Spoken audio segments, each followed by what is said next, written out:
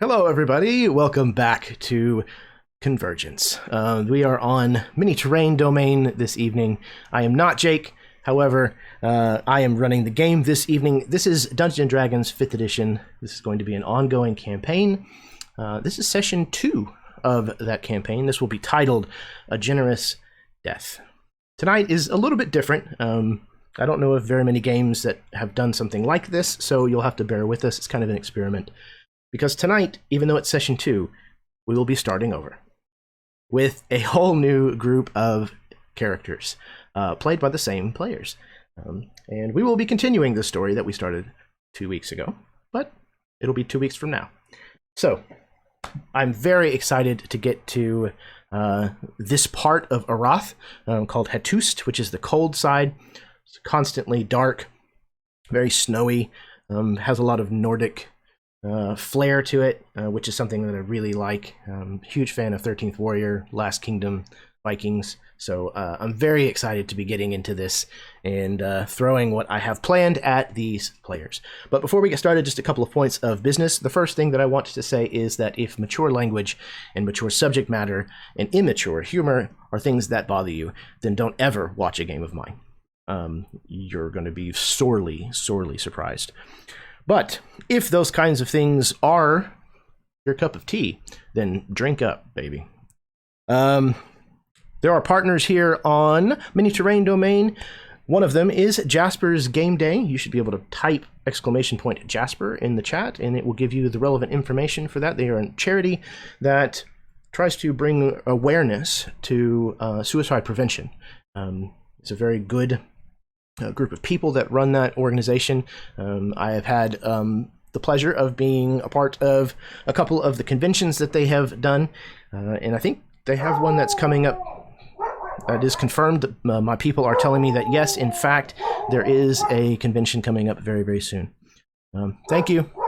But in addition, we also have a partner here, Initiative Coffee Company.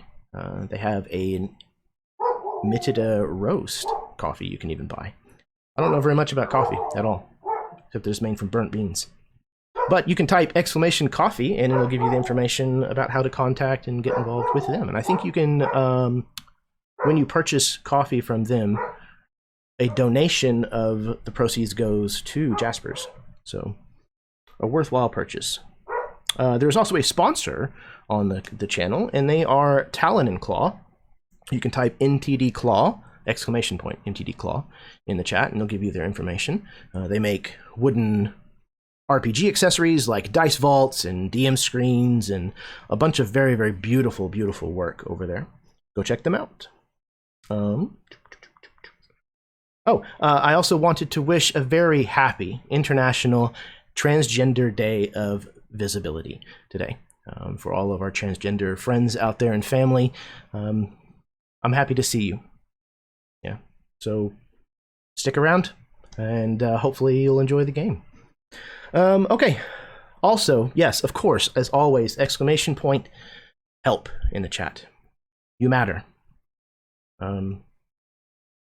Suicide sometimes can seem like the answer, but I promise you, it leaves behind more pain than you might realize. So, if you need to talk to someone, if you're going through a dark time that you don't think you can make it through, then please reach out. Talk to somebody, because there's always someone that will listen to what you have to say. And if you type !Help, it will bring up a lot of different numbers that you can call or text in the US and Canada. And I think there's also a hyperlink in there that you can visit that will give you a list of contact numbers that you can find for other countries around the world. But please, if you need help, please do reach out to someone. Without anything further, I think I'm going to pass it over to my players so that they can introduce themselves, plug anything that they would like, and then we're going to play some D&D. So, I'm going to pass things over first to Jackson. Howdy, y'all. My name is Jackson Johnson. I am excited to be back to the Convergence campaign. I am very very happy to be in my first and most likely last Jeremy campaign, given the amount of torture he's been through with the amount of ice puns that have been in our game chat leading up to tonight's game. Thank you so much, Jeremy, for all your patience. And I represent a new group called Initiative Entertainment. We are a new D&D podcasting group where we will be performing our first podcast, Maelstrom, which will be premiering Saturday, April 3rd. It was set to premiere on the 27th. However, I think all of our fellow D&D creators can understand that technical difficulties are a blast. Rolled that natural one in the tech game. I will be playing tonight Hajarama the Wanderer, an ancient Dreenak, a yak folk in the world of Hettust. She is a Circle of the Stars druid. She is an ancient, wandering, grandmotherly yak lady, and she's here to help you out. I secretly really, really cannot wait to watch you portray a very old grandmother yak folk, Jackson. That's one of the highlights. So, speaking of highlights, next we have M. Hi everyone, I'm Em. I run a bunch of stuff under Dice on Ice, so you can find me at Dice on Ice RPG on YouTube, on Twitch, and on TikTok. And today I'm playing Ceci, who is an elf fighter, and I'm going to be playing the Rune Knight, which I'm super excited because I don't think I've played a fighter in a campaign before, so I'm very excited. So thanks for having me. Ooh, that is exciting. Hell yeah. All right. Next up, we have Austin. Hello, I'm Austin. I will be playing Treshar, the dwarven bard. Bard's pretty new class for me as well, actually. But I have nothing really to add or plug, so just excited to get into it. Next, we have Matt. Hello, everyone. I'm Matt. I run a channel on YouTube called The Fistful of Dice, and I'm also one of the partners over at Absolute Tabletop. We just came out with a book called Mission Manual. It's a supplement for Mecha Hack. It's over 100 pages, and it's chock full of awesome stuff, bunch of one-page missions and player options and all kinds of goodies. That is available to backers now and is coming out on Drive-Thru and the Absolute Tabletop storefront this Friday, I believe. So keep an eye out for that. Tonight, I'm playing Wodokin, goes by Wodo. He is a frost giant raised by humans who is seeking knowledge of his ancestry and his culture. He is a fighter, arcane archer. I'm really excited to play an arcane archer. Have not had the pleasure yet. I've got a bunch of fun magic arrows to play with. So yeah, super jazzed. Check out the other hemisphere of this planet. Man, I cannot wait. All right, last but certainly not least, Karen. Hello everyone, I'm Karen. I have a channel called Myth and Gears over on YouTube. I'm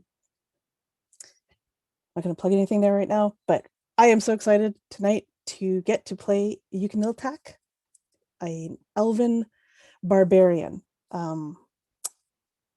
She's also a member of the Tezescas, a group in this hemisphere that kind of has to go and harvest the stuff to keep them warm. So I'm pretty excited to play this character and see what you're going to throw at us. Fantastic. All right. I'd like to thank everybody who is tuning in this evening. Thank you so much for stopping by, whether you're watching with us live now or at some point later on. I really sincerely do appreciate it. The last thing that I will bring up is domain dice. Don't forget, this is how you get advantage on a roll, by cashing in one of these, or give me disadvantage on a roll. You can cash them in after you know the result of the initial roll. So if you're going to do so, just tell me that you want to cash those in, and I will fix the number of them in the overlay. As far as how they earn these, That's from you as the audience. When you're donating bits or subbing or resubbing, gifting subbing. I don't know if I'm forgetting anything. But all of those things will earn them domain dice. No, you cannot use them to make a terrible pun. Because if that were the case, you guys would be in debt. Hugely in debt. Well, Raids. then what are we doing here, Jeremy? I don't know. Someone told me that I should be here at this time, sitting in this chair, and I don't know what's going on. All right. So, raids. Yes. Cole, thank you. Okay, so unless there are any other questions or any business at all, then we can go ahead and get started. Okay. Before us, a wall of softly glowing mist pushes back against the darkness, stretching away in both directions. Though the glow is not truly its own, the mists reflect the ever-changing color of the Nordalis, the bridges of skyfire that permit the souls of brave warriors to ascend to Vazgalvak. It is impossible to feel the loss of something unless it was first cherished. To feel the icy sting of grief upon your heart. Your heart must first have been engulfed by the warmth of love. The grey mists that engulf our world are unknowable, and are full of the lost spirits who have left behind the sting of grief. To enter its border is to gift that grief upon the hearts of those who have cherished your love. For amongst the bitter winds of Hettust, warmth is both cherished and brief.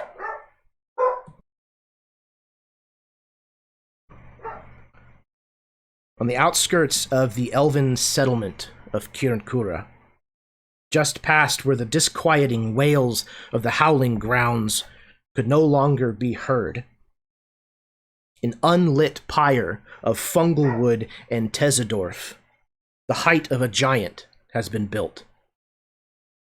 High King Grenmir Skoltson, a human king who had known greater success and renown than any who had come before him, has passed.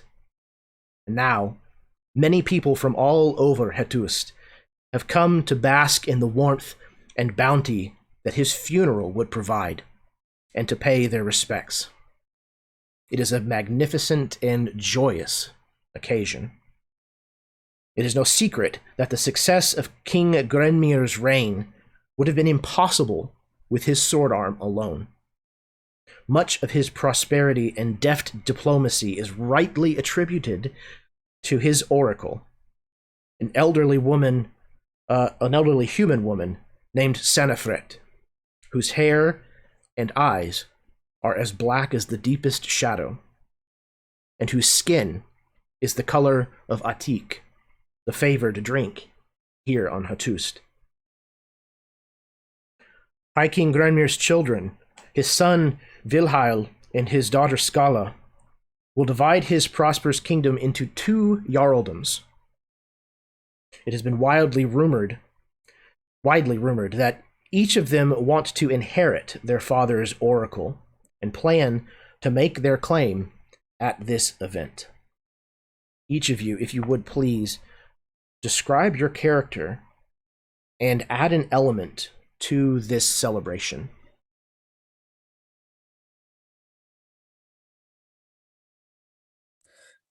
So we see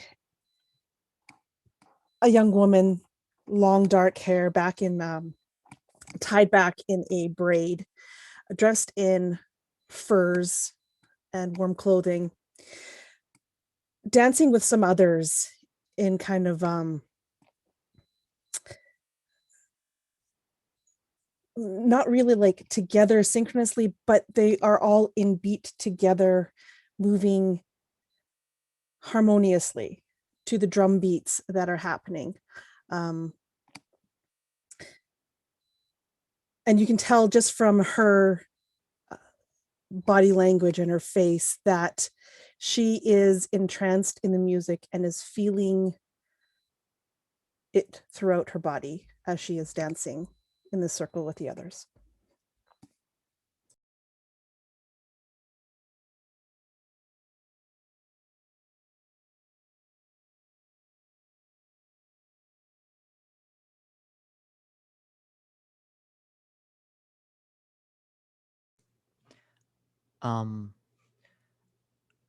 Off to the side, many in a grand event such as this, many children are gathered around a segment of ice that has been raised up, where they see tiny little figures of rabbits and polar bears chasing each other across this ice. These figures are made from the ice itself, as there is a figure casting a comical version of shape water to entertain the children, as there is a large figure sitting next to this little mound, entertaining the children. She stands at a towering 8 feet in height. She is an ancient Dreenak, a yak folk with pale white fur. She wears a large weathered cloak over her very hunched back. It is made from the skin of a massive bull beold, which is like a walrus sea lion sort of creature that comes from this world. And the yellow tusks each hang over either shoulder and pass over her chest, almost reaching to her diaphragm. Under her cloak is just a bunch of shamanistic robes covering shaggy white gray fur that is tangled and entwined with fetishes, prayer beads engraved with giant runes, and broken elvish dream catchers. All of these are trinkets gained from her travels across the world. She has a long neck, stooped very low, betraying the sign of her extreme age. Long, shaggy fur seems to hang below her neck and chin. And you see steam passing through her black, wet nose. Her sunken eyes are faded white and are glistening, and her mouth is seemingly stuck in a permanent, weak smile. And she seems to be slowly chewing on some cud as she tells her stories. Across her lap is a massive staff of fungal wood with a large amber-like stone atop its head. It reflects the starlight through its golden shine. She stinks of old incense and, well, yak. And this woman, this shaman, is Hajrama, the wanderer. Old Hodge to her friends.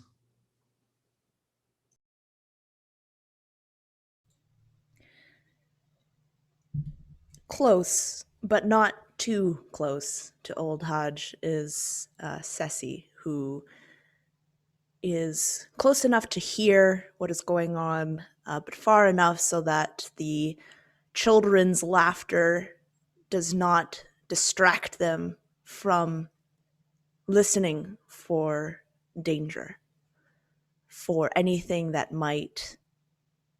seems amiss in and amongst this funeral celebration. Ceci hears the low, steady drum beats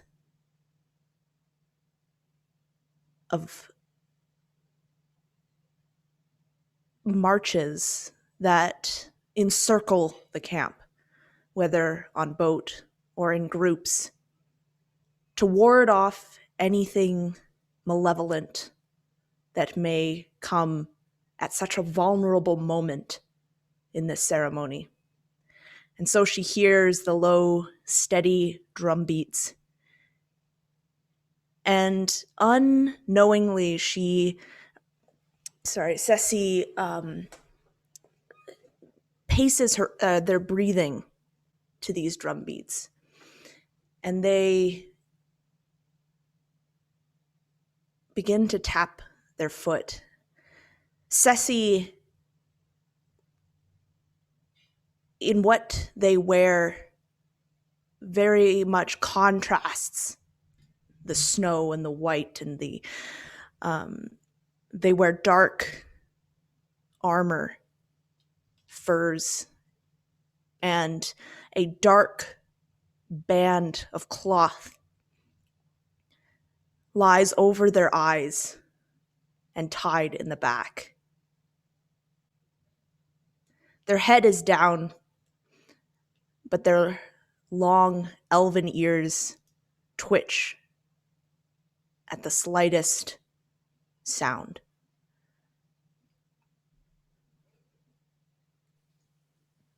And pretty soon there would be a fairly riotous sound from nearby as Treshar, the smallish dwarf, small by human standards, probably normal by dwarven standards, but he's dressed in a fur coat surrounding a chained suit, scaled suit. But these furs are all brightly dyed in different colors.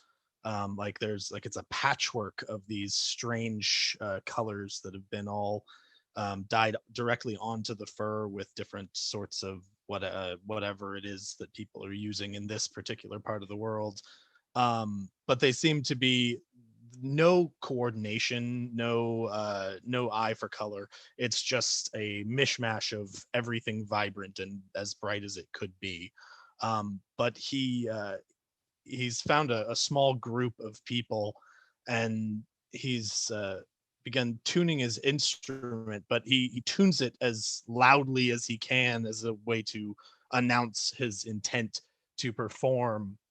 And he draws a few people in just with the sound of this plucking stringed instrument that kind of wah, wah, as he tries to tune the thing up. But immediately he takes this very plain kind of woolish looking cap, puts it on his head, and he starts to sing very softly as he plucks the thing. But he's playing very aggressively and loudly on his little stringed instrument, and he starts to shift his I'm sorry, my computer's You a good? weird. He starts to shift his appearance, and he takes on what looks like a bit of like a facsimile of the of King Skolzin. It's one that is obviously not the king. It's something that's made to look like kind of a caricature, as he casts disguise self on himself with his hat. And he starts to sing as like this kind of sad lament of his two children fighting. And they're kind of ill-fated warring as the king.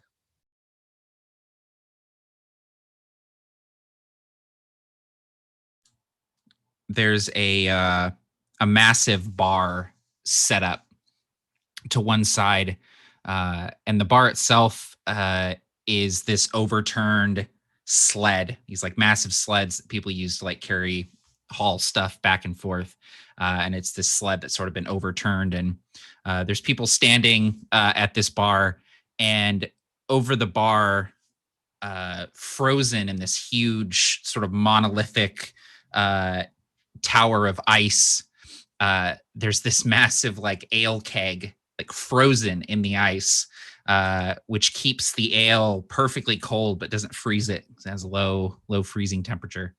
And standing among the crowd at the bar, sort of leaning back against it, is Wodo. And Wodo is well over 8 feet tall, though he has a really slender frame. He's very lithe. For anyone that's seen giants before, he seems more slender than most. He has silvery white hair that he wears past his shoulders, but he keeps it tidy in this like elaborate braid that he'll just keep for weeks at a time between washing. His skin is almost this like glacial blue color, as are his eyes, which seem to almost glow in the light. There are stretches of thick white hair on his forearms, as well as his shoulders, almost like patches of fur on his body. And in addition to that, he has this sweeping mustache that sort of frames his jaw, also white. Set off to the side, sort of like when you go to a party and you have stuff with you, like from work or something, and you kind of like keep it close by to keep an eye on it. He's got his sort of pack of supplies, as well as this large, it almost looks like a utility axe, like something it would use to like chop wood or something, but it's giant sized. And as well as this massive bone white longbow that has been fashioned from the tusk of a beold. Much too large for a smaller creature to wield effectively, but just perfect for Wodo. The last thing that of note about Wodo, at least physically, is he attached to his pack, there is this giant-sized iron helmet that is framed with these like curving horns and adorned with these giant runes. Not a helmet that Wodo wears, but one that he keeps close by at all times. Leaning back against this bar, the bar creaking under his weight, he would pass back his drinking horn to the bartender, who would fill it from the giant frozen keg, handing it back. And he would say, the bartender would ask him, are you here to pay your respects to the late Jarl? And Wodo would say, no, I am not. And leave it at that.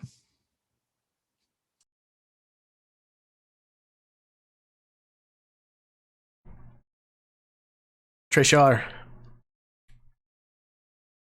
where are you when someone comes up to you who's already a few horns deep into the celebration,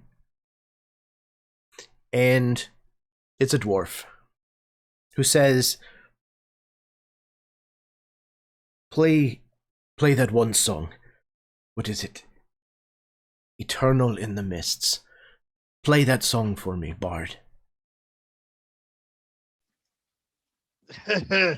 Oh, I thank you for your interest, but no, this is a celebration. Come on, we must have fun. We play fun songs. Any other song? What song do you like? What? We won't play the traditional song about love? Eternal in the Mists is so good. All the bards play that note. Do you not know it? He takes a moment and he goes, you caught me. I never learned it. They did not teach it where I came from. Oh, he like waves dismissively at you and then turns around and stumbles off towards someone else that has an instrument.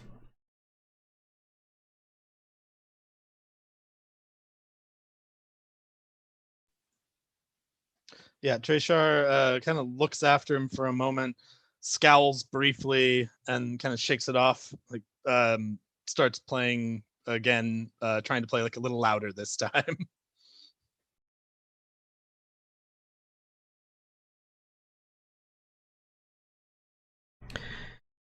So many of you had or have mentors that taught you a lot of what you know.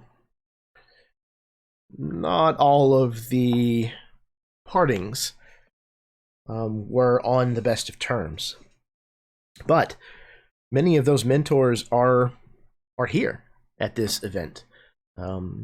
As I said, it has drawn many people from far and wide throughout Hettust. They came both to pay their respects to King Gramir, as well as, it would appear, to discuss matters with Senefret, the Oracle. Because since you have been here, and you noticed the presence of these mentors, as well as many other leaders of various villages, captains of different sailing vessels, almost everyone of note seems to be here, and there has been a train of people waiting to talk to Senethret. She has not had a moment's peace since you arrived. Those of you who know see Herzel, the dwarven enchanting monk who is also a priest of Olvera. There is Qualtuk, the elven warrior who speaks for those who came before. And even Rosus, the giantess rune shaman Vrassel's daughter, has attended. Though she appears to have done so possibly as the betrothed of Jarl to be Scala.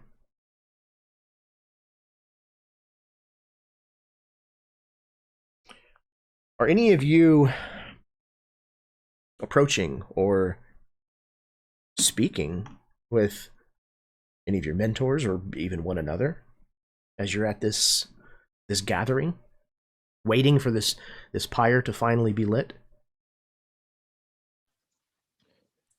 As soon as he saw Herzl, Treshar would approach him, and before even waiting for his reaction, just like embrace him. He was like, Herzl, my friend, how are you? It's so good to see you again. Oh, who's that? He kind of like spins around. Oh, Treshar. And he embraces you a second time. What brings you here? It's a thing like this. Celebration. Naturally, Celebration. naturally. Life, music. Yes, my friend. Yes, music. Love. There will be much of both this evening, I think. Well, there are people that are willing ears. Praise Olvera. So, have you come to pay respects, or merely to earn coin? He kind of says with like a little bit of a tease, a little bit of a dig. I hope to pay for my meals while I am here, but I should say I'm here mostly for respect. Do you still play the old songs? Whenever I get the chance. Good. Then maybe faith has not completely abandoned you. It hasn't even taken a vacation. It's good to see you, Strong as ever, Trisha. my friend. Speaking of strong, he You like as puts his well. arm around your shoulder. Let's find something to drink. How about some attack? Aha, now you are speaking my language. I think that's as they're walking up to the attack. Yukaniltak has also left the circle in need of some drink. She's thirsty, and so she would go up to the bar where Wodo is kind of standing and drinking, kind of give him a playful slap punch, that friendly we're brothers in arms kind of deal. Why are you drinking that swill? You should be having the attack.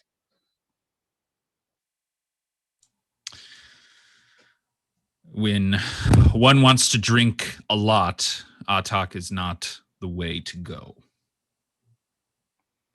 But one wants to drink to have feelings of bliss and then nothingness. Attack is the way to go. If I drank all the attack, there'd be none left for you, my friend. True. You keep drinking that. I'll have an attack, please. And Wodo would actually, after a few moments of just sitting and drinking, would say, the giantess, what do you know of her?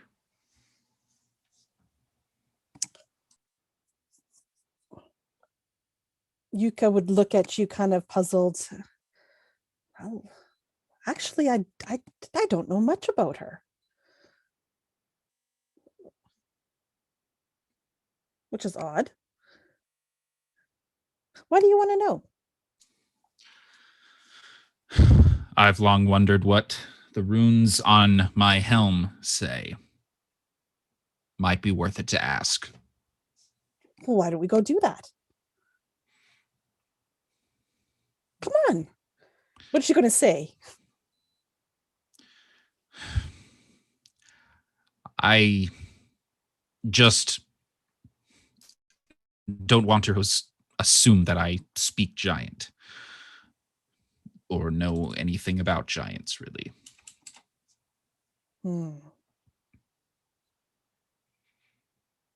I could ask for you. No. I'm working up the courage. Thanks. Have a couple more of those and you'll be fine. That's the plan.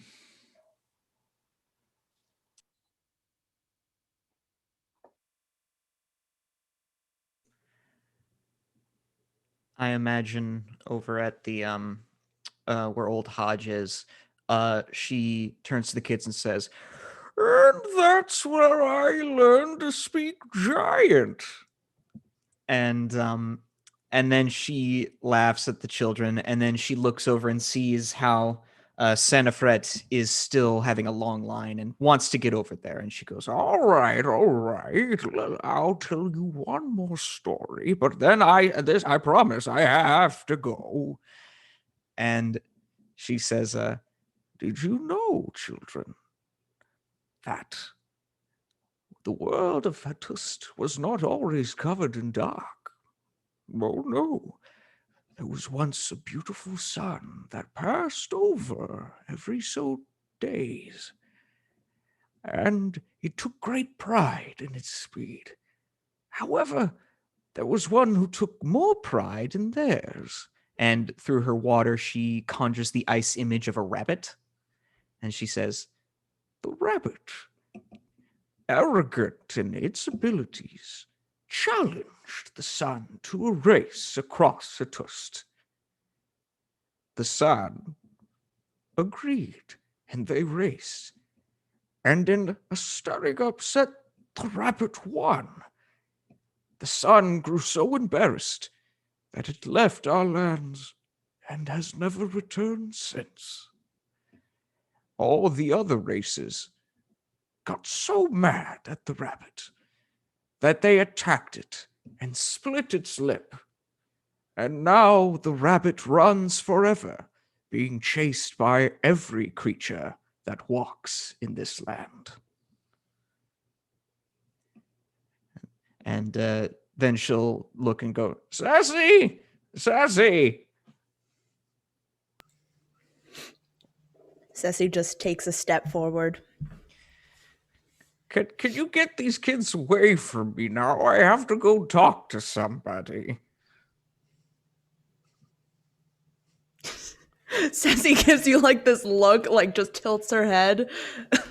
You have slain great beasts, Ceci. Are you not scared of these little demonic children? You want me to slay the children? Oh, goodness, by the gods! And this, children, is a lesson in taking things too literally.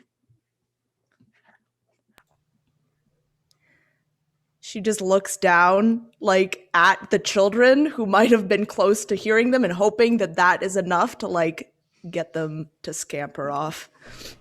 Yeah, I think several of them had like started to get to their feet and, you know, pull their wooden swords or wooden axes to play at, you know, standing against Ceci. But the moment that Ceci mentions possibly having to slay them, they melt away and scatter. Ceci smiles, looks back in your direction. There, I did as you wish. Now they won't come back. And Hodge goes, help me up, Ceci. And she'll just lean on you way too heavily, because even though she's ancient, she's still like a 450-pound yak person. And she says, "We need to go talk to the Oracle. I've had a great many terrible dreams as of late, and none of the test powder I've been smoking has helped. So if you could just help an old lady to the Oracle, that would be lovely, dear." Yeah, Ceci would, with some strength, you can tell that she's like very much like trying to actively push against your weight instead of just holding you up. But she would, they would, they would help lead you. Oh yeah, the overwhelming stink of incense and yak probably is just on you now. It's beautiful.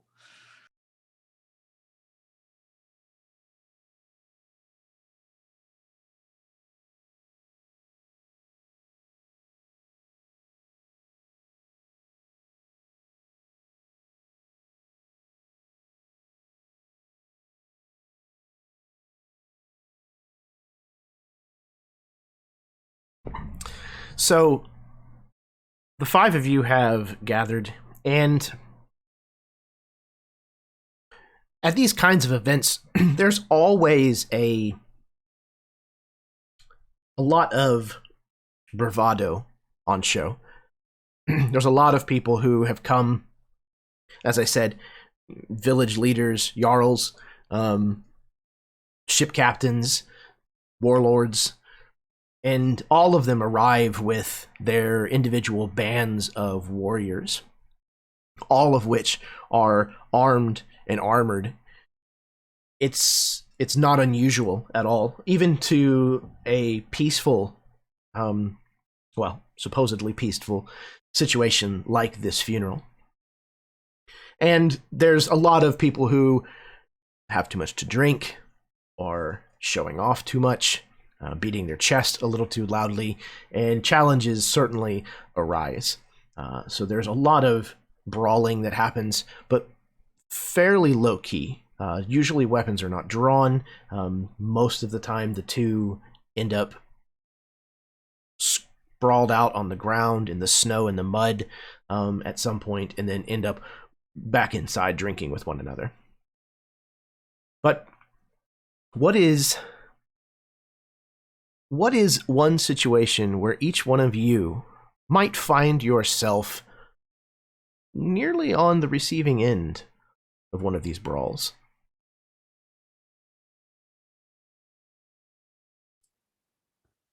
Oh, I imagine Yuka almost started one herself, actually. At the bar, she would have been drinking, and some big guy would have come up to the bar, bumped into her, and she would have turned around and just pushed him right back. It's like, "I'm standing here. Get your own place." I just wanted a drink. Well, maybe you should look where you're going first. I think you've had enough.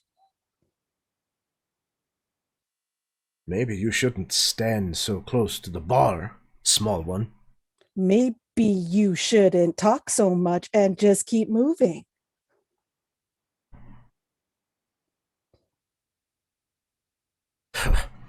He gets his drink and turns around and gives you kind of one last look and decides it's not worth it and walks away.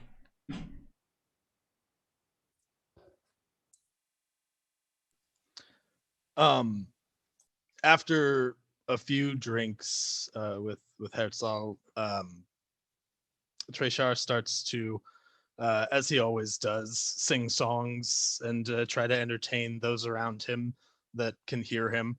But there, among dwarven clans, there are very particular changes in words.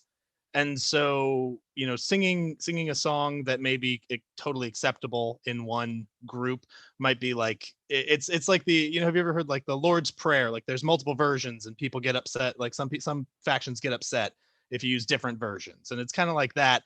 And he sings just this kind of silly song that's really not even anything. It's just like, "My old granny says, if not for the Tez, we'd all be dead in the ice. Not sure if that's true, but between me and you, it can sure make your head feel nice." And there's this one dwarf that's just like, the line snow, and just gets immediately pissed off. Like, it's not in the ice, it's in the snow. There's a different last line. You are doing it wrong. You are offensive. And Treshar just starts singing louder and trying to get people to join along with him. And like he adds in another little thing like ice, ice, ice, ice after every like line to try to like really emphasize the part that is digging at the guy. But he eventually just kind of like with hopes that there's enough people around him that the guy's not going to start anything, since everyone seems to be singing along as far as he can tell. Hodge walks by this and yells in Dwarvish to hide herself. She goes, "Play the one where it says frost." He and Treshar, like almost just to rib the dwarf that was bothering him at the beginning, now makes up a new version that is like it's in the frost, that we would all be lost. And like he just immediately like starts doing that one and getting people to sing along, but refuses to do snow. Just like in the old country, eh, Ceci? Ceci just nods. I imagine we're still moving along because Hodge is that slow. Yeah, okay. Perfect. I imagine that Ceci is quite on alert with all of this commotion and fighting, and I imagine that maybe some people like in this brawl that's going on, they kind of bump in to Old Hodge and Ceci. They kind of bump into them and kind of knock them askew a little bit. And immediately Ceci just takes out her, or there's, are they allowed to have weapons here? Because if not, then I don't think Ceci would. Absolutely. Are they? Yes. Okay. So, so Ceci would just take out their blade that they have and stand like very defensively. Immediately get between Hodge and these brawling hooligans.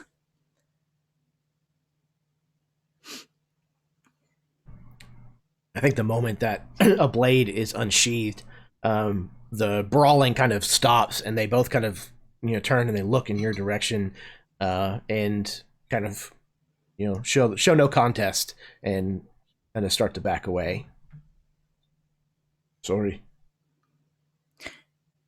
Yeah, Ceci says nothing, but until they're away, until they can't sense them anymore, and will return like nothing had happened. I imagine Old Hodge has continued to move, and so which isn't very far. So Ceci has had time to do all of this kind of interaction, and at the same time to just come around on the other side and retake her arm. In the matter of the few steps that Old Hodge has taken. Where did you go? I was making sure that you were safe. Oh, that's why I love you so much, Ceci. Do you want to? I think I have some jerky on me. Do you want? I think I might also have a bean. Do you want some food? Are you hungry? She's offering her Werther's candy, and I love it. Ceci just shakes their head. No, let's get to the Oracle today. Okay.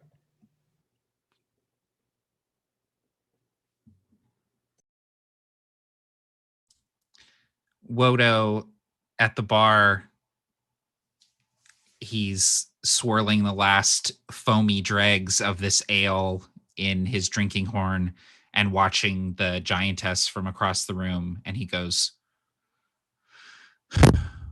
just go over there, just talk to her, ask her about the helmet. What's the worst that could happen? and he'll set the drinking horn down and grab the helmet off of his pack. And just as he turns to head towards this giantess, this guy just slams into him and spills his drink all over the helmet. And there's this moment where like the person who slammed into him is like, hey, what's the...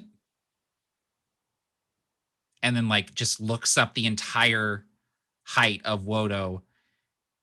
And Wodo is sitting there with this helmet dripping with ale. And he says, pardon me. And he'll just reach down and physically lift the guy up and move him over like 3 feet to get past him. You notice as you pass Wodo that this guy's buddies, his friends, start to try to push and coax him into trying to start something with you, trying to push the issue. And you hear him mutter several different excuses as to why that wouldn't be a good idea, why he can't do that now. And he kind of in a huff wanders off for another drink.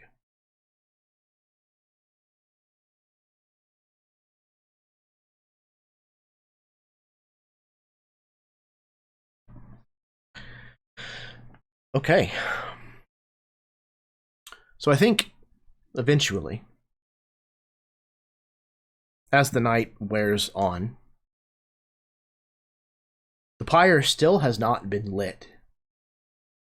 And several people have asked, have acted like they were getting ready to, and Senefret has forbidden anyone from actually lighting the pyre, which at this point is strange.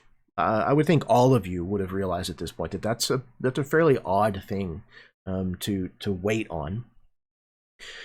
And to make matters worse, it has now begun to snow outside heavily. So when this is finally lit, that means though it will be plenty warm, you're going to have to stand out in the snow to be a part of this celebration.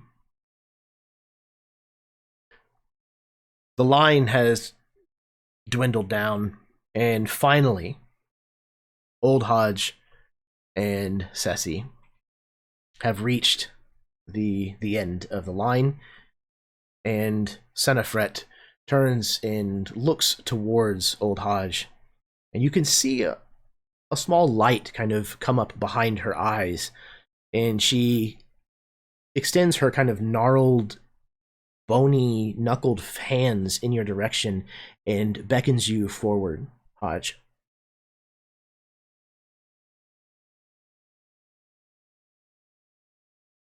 Old Hodge, we don't move as fast as we used to, do we? Well, it certainly takes a snail to know a snail, as they say.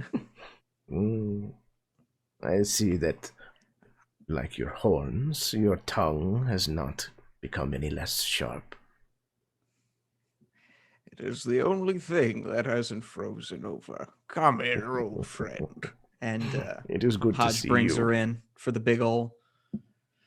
Yeah, and she embraces you. Be at rest. Oh, careful. She wraps her arms around her and says, "You've had a busy day." Yeah. And she'll actually cast Lesser Restoration on her to revive her spirits. Oh, I was almost ready to have myself a nap, I think, but no, I feel much better. Thank you. Yeah, take it from someone who has to wander the wastes and often feels a nap would spell certain doom. A good old restoration always does the job. Do you have a moment before you have to light your pyre? Oh, for you, of course, friend. You've come all this way, after all. What can I do for you? Oh, well, I could use some dream interpretation. I've been reading the stars, and the constellations are all they're confusing right now. They can't make up their damn minds. Perhaps your path is a more easily readable one than mine at the moment. My path has been many things, friend, but easily understandable is not one of them. I think perhaps, however, that I may finally have clarity. Now that High King Grimir is gone, once I put him to rest, it will soon be my May time. the spirits care him. Oh, don't say that. Sanafret, who am I going to share my beans with? And she pulls out a bean and hands it to her. You know I can't eat those. I long for a rest. And she old goes, heart. I did not put Tez in this one, Sanafret. It That's was a shame. one time.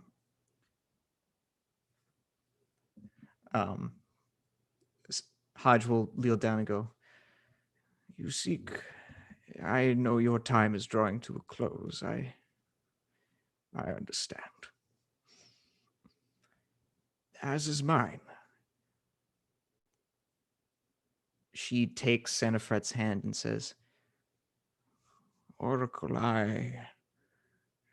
dark have been my dreams as of late. I know it is getting close for me to head to the wastes, to end my time here. But when I dream, all I see is a dark shadow, a festering, hungering black maw, a void. It calls itself the Star Eater. I have heard tale of such a creature before. A haunter of nightmares, who blocks out the light of the stars. There is a convergence coming, Hajj. I don't know exactly what it means yet, but it involves both of us. There will be answers soon, friend. Do not fret. And here I was hoping I could spend my twilight time chilling.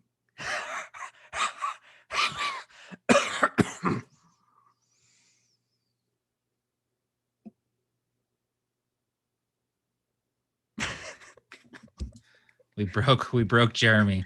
There's one pun too many. we cracked the iceberg, friends. Good lord. Sanafret reaches over and kind of clasps your hand and pats it in a reassuring way. There will be answers. Thank you, my old friend. And then Sanafret will feel a bean just get palmed into hers. And Hodge will be like,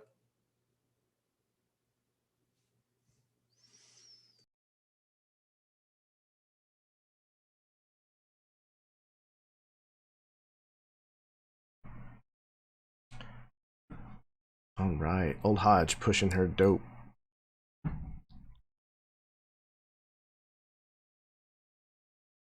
Okay. Magic beans. Is it because she's a cow? Is that why? she has a very high tolerance. Let's just say that. Is there going to be a beanstalk at some point? Okay. 2 stomachs for a reason. It's like kids. There's an actual stomach, and then there's dessert stomach. Oh, absolutely. Perfect. Okay. So, finally, Sanafret rises and begins to make her way outside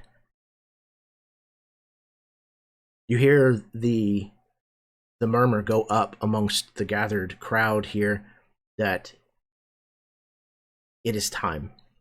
The pyre is to be lit.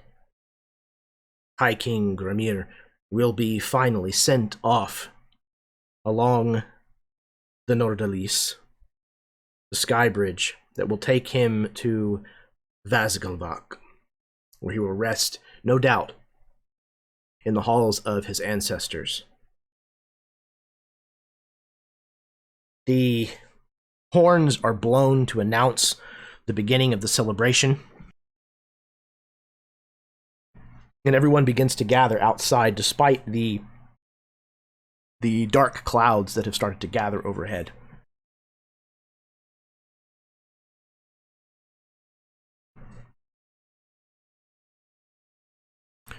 Where are each of you positioning yourselves for the lighting of this funeral pyre?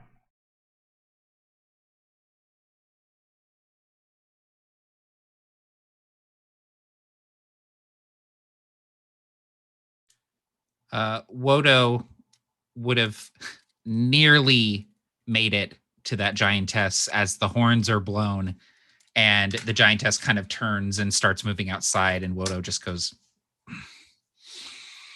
like, flicks more ale off of his fingers and sort of joins with the crowd moving outside. He would definitely stick to the outskirts of the crowd, as he can, like, pretty easily see over everyone's heads.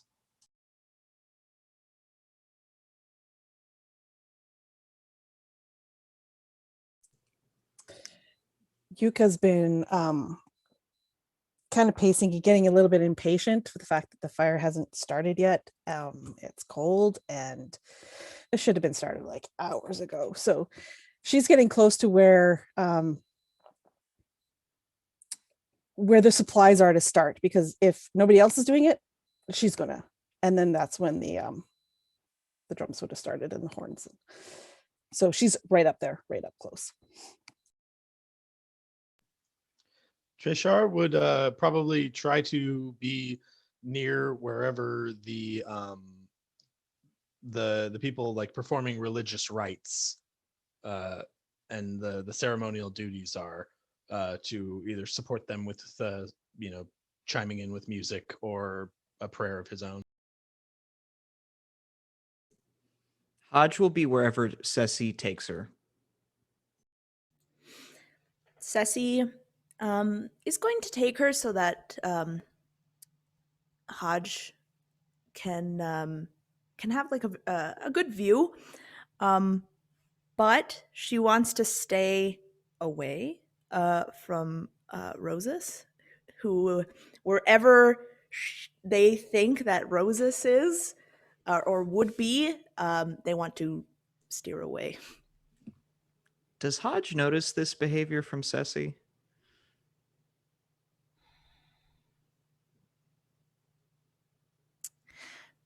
Let's go with yes, because that is way more exciting than no. So yes, I think maybe you would notice that, like, at one time, Ceci, they stop and they kind of push you a little bit over in one direction. Hodge looks over at the giantess and she goes, "Is that an X?" No. A sister.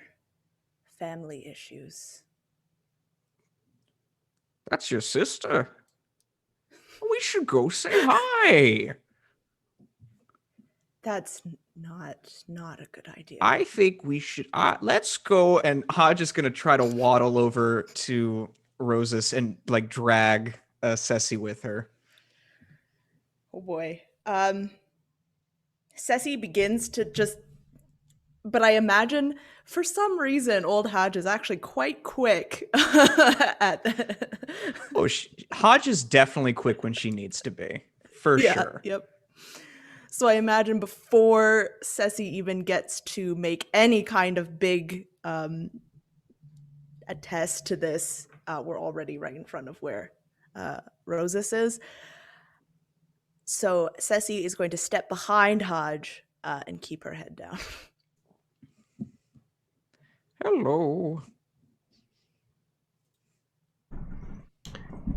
You have approached Rosas and Scala, who are both standing very close to where this pyre will be lit. After all, this is Scala's father, who will be venerated in just mere moments.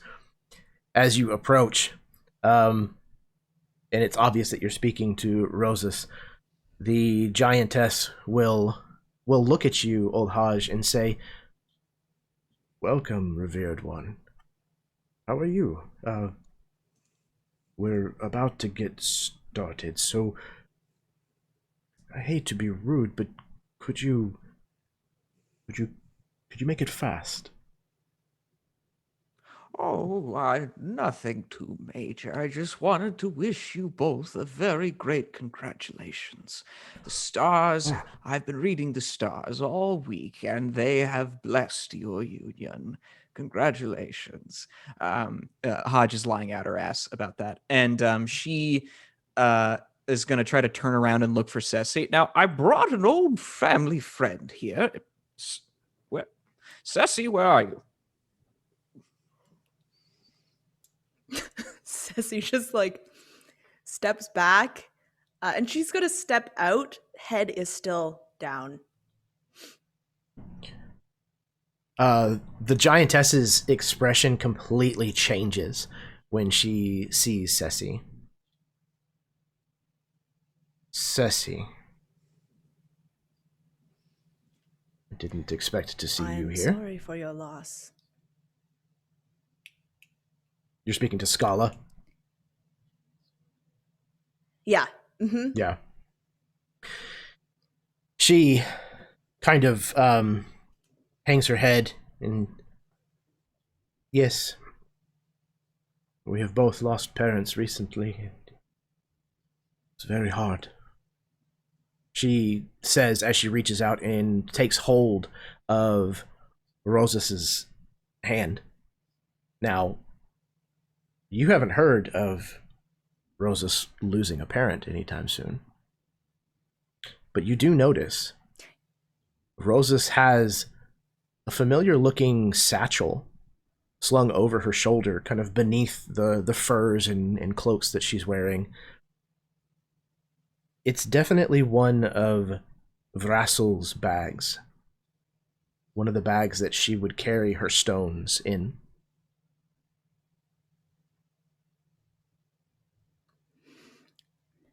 I imagine that Ceci's head immediately snaps in Rosas's direction, and just barely a whisper. What?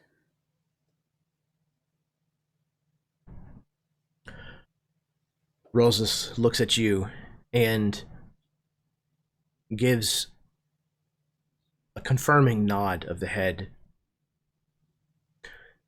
Rosas, you know her well. You have grown up with her. And you can tell there's something going on. There's something that she's not saying about this. And she's not being 100% truthful or genuine. But she does respond, "I'm afraid it's true. Our mother, Brasso, she died just before King Gramir did.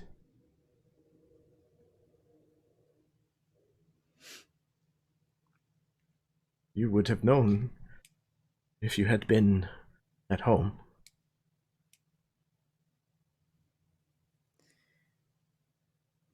You can tell that Ceci is trying everything to keep their voice level. You know why I left, Rosas.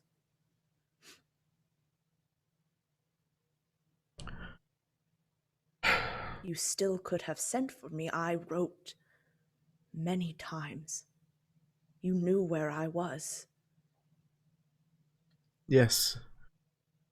Yes, I did. She levels a look at you.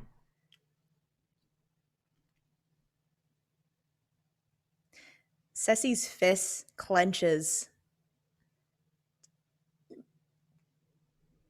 and her jaw is just tight.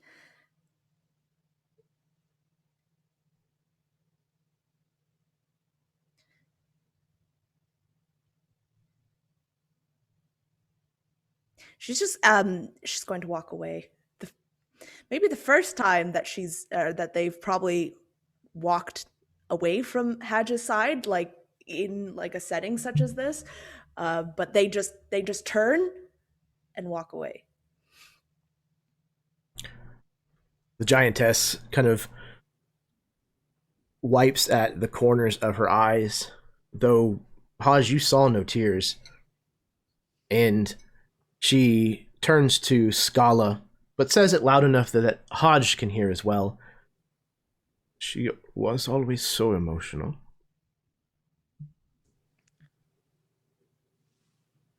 Oh, hell no. How dare you?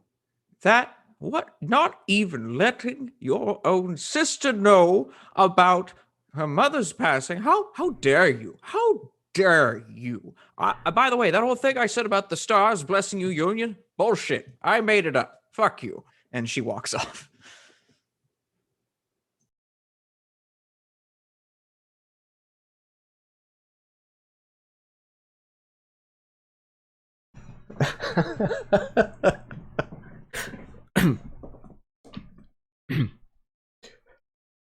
Both of them are stunned into silence as you give this tirade, and then I imagine probably turn and leave.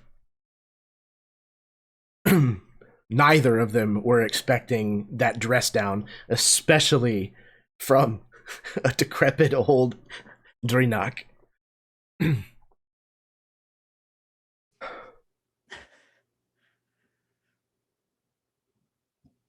Wonderful. I go try to find Ceci.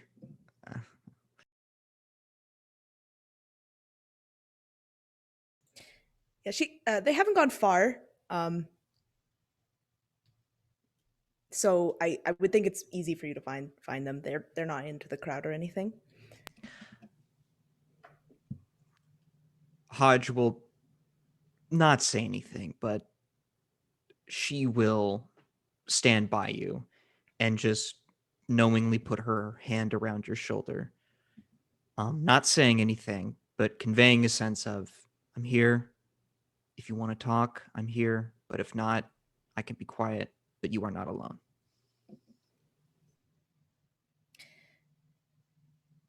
You feel like the rigidness of Ceci. Just every muscle in their body is unmoving, just like a statue.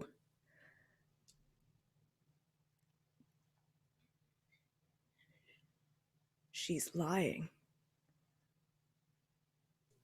There's something she isn't saying.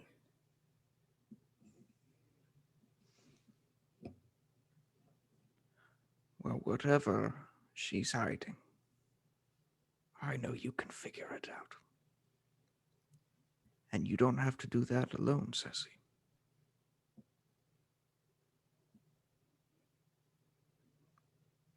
Ceci just nods. She straightens again and just... After the ceremony. Okay. After this is all done, thank you. Your pain, your perspective is always welcome. Would you like a bean? You just see Ceci just nod very ever so slightly. Okay. Bring it in, girlfriend. Come here. And Hodge dispensed the love.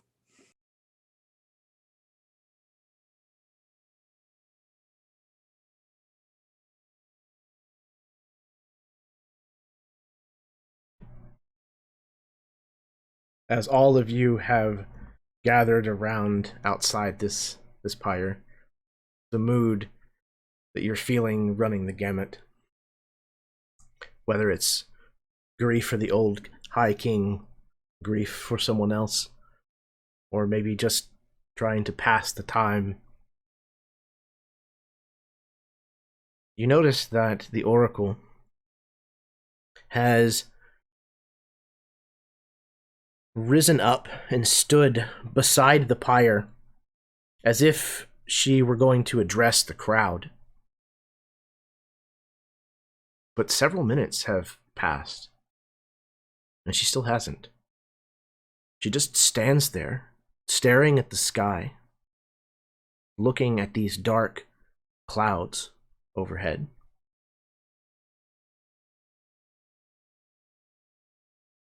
Hodge, as your eyes turn skyward at some point to see what it is that your friend might be looking at,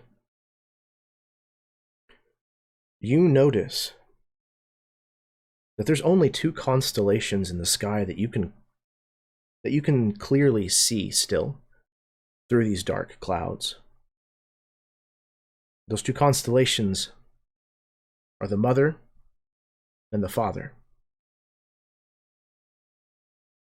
And at that moment, when you look up and realize there is a peal of lightning that shoots downward from one of these storm clouds and strikes the pyre of High King Grimir and ignites it. There is a massive uproar of celebration from the crowd. The Oracle, who seems to have maybe expected this, just gives a small nod of the chin and then turns and returns to her seat. This is where we're going to take our break. So, we're going to take about a 10-minute break. This is fantastic so far. Everybody, you 5 players, no, everybody, even you watching, take a point of inspiration, please. I love this so far, and I cannot wait to see what is in store for these characters. So sit tight, because we will be right back.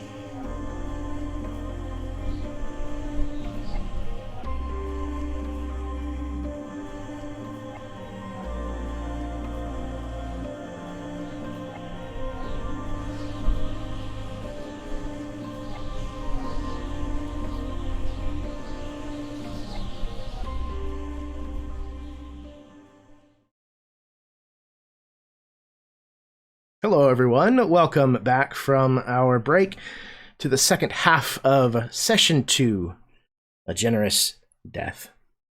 This has been fantastic so far.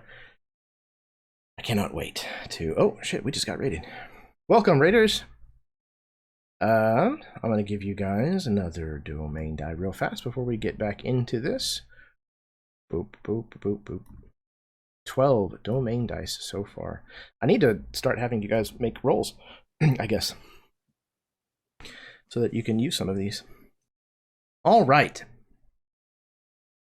So, the first half, you have all gathered here for the funeral of High King Gramir Skoltson, where the events of the evening have been presided over by his oracle, a woman by the name of Senefret, who is, again, dark of hair and feature, which is very unusual here in Hettust, and almost always indicates a person who is gifted with sight that others don't have, being able to see beyond their surroundings, beyond this world, almost being able to interpret the will of the gods, even. And Senefret is certainly no exception to this. In fact, she may be the prime example. It was under her aid that Gramir himself rose to the status of High King and managed to hold his kingdom his entire life and make many allies out of the different races here in Hettust. As you gathered, it was odd that the pyre had not been lit, though the evening was waning, and it began to snow heavily. Throughout the evening, there has been some reunions that have happened. There's a lot of people gathered here. You've met a lot of people from your past, some of which has not exactly been a happy meeting.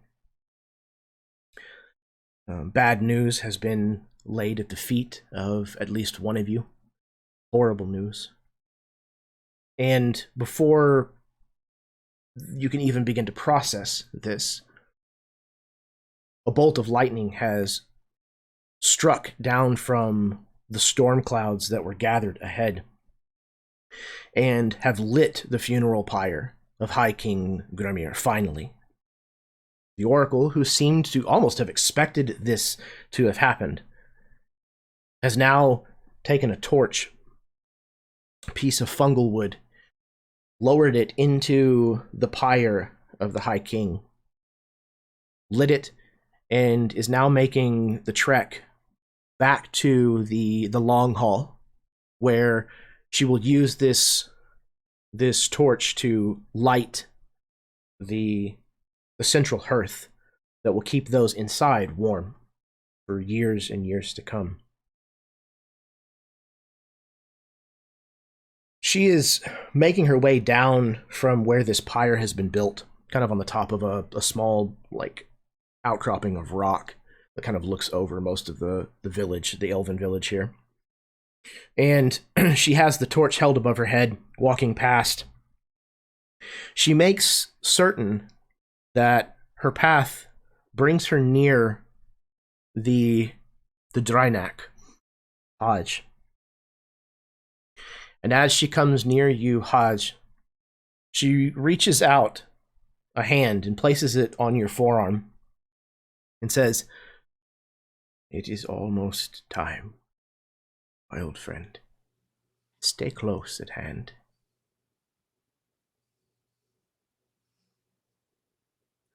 I'll be here when you need me. I know. She kind of smiles, pats you again on the forearm, and continues on towards the long hall.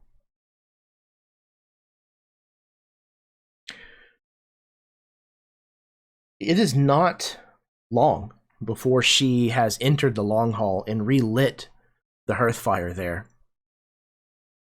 that the children of High King Gremir have made their way back into the hall as well.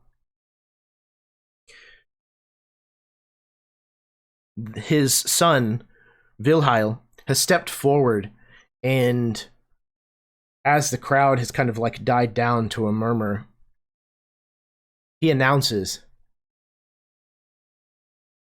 I, Jarl Valheim, have come to claim the Oracle Senethret to be my advisor. Just as you helped my father forge a great kingdom, I hope that you, too, will help me to forge my Jarldom into a strong and unified kingdom. Most of the warriors that you know to follow Vilheil all raise their glasses and shout loudly, pound on the tables with their fists.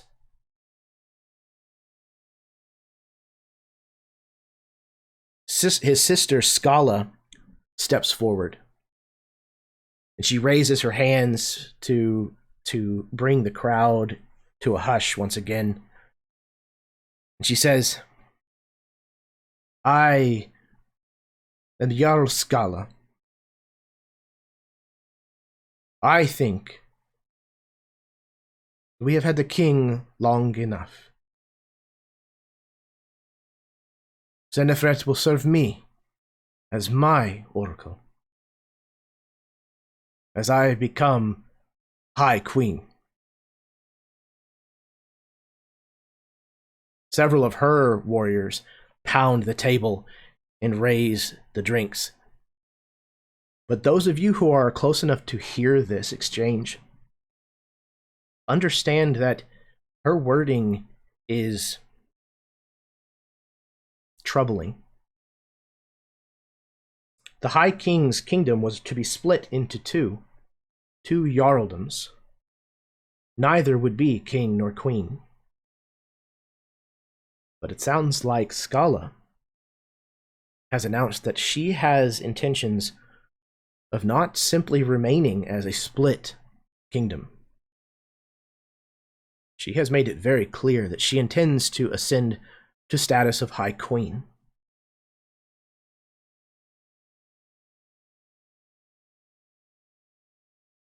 There is an electric buzz that starts to ripple through those who have gathered inside the long hall here, and even into those who have gathered around outside, that this is very, very likely not going to remain a peaceful arrangement for very long.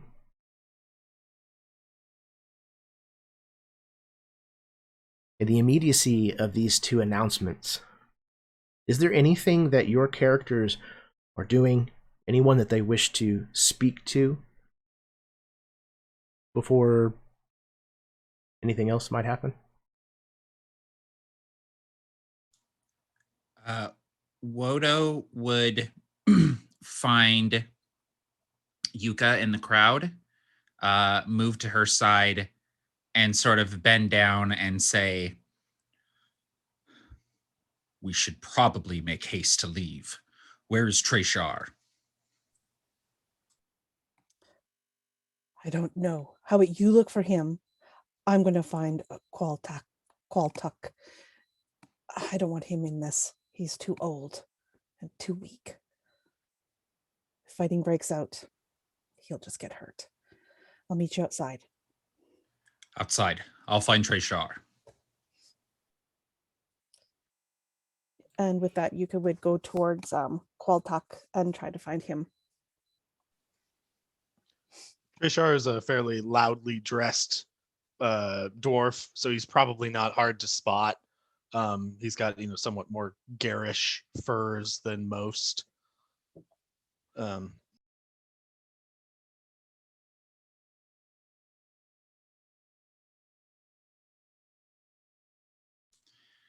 So, Jeremy, if I have enough time to find Treshar, I would say so. Treshar's usually performing, so I would imagine that it doesn't take very long, even if not visually, to find where he is. so I would, using my height as an advantage, find him, his garish garb sort of in the crowd, move quickly to him as voices continue to rise and like word of what's happening sort of is getting around the room. And I would physically pick him up and pull him up to my height and say, "It is time to leave." Well, I'm never one to argue with a giant picking me up, so let's go. He just kind of looks around like, kicks his feet for a second, but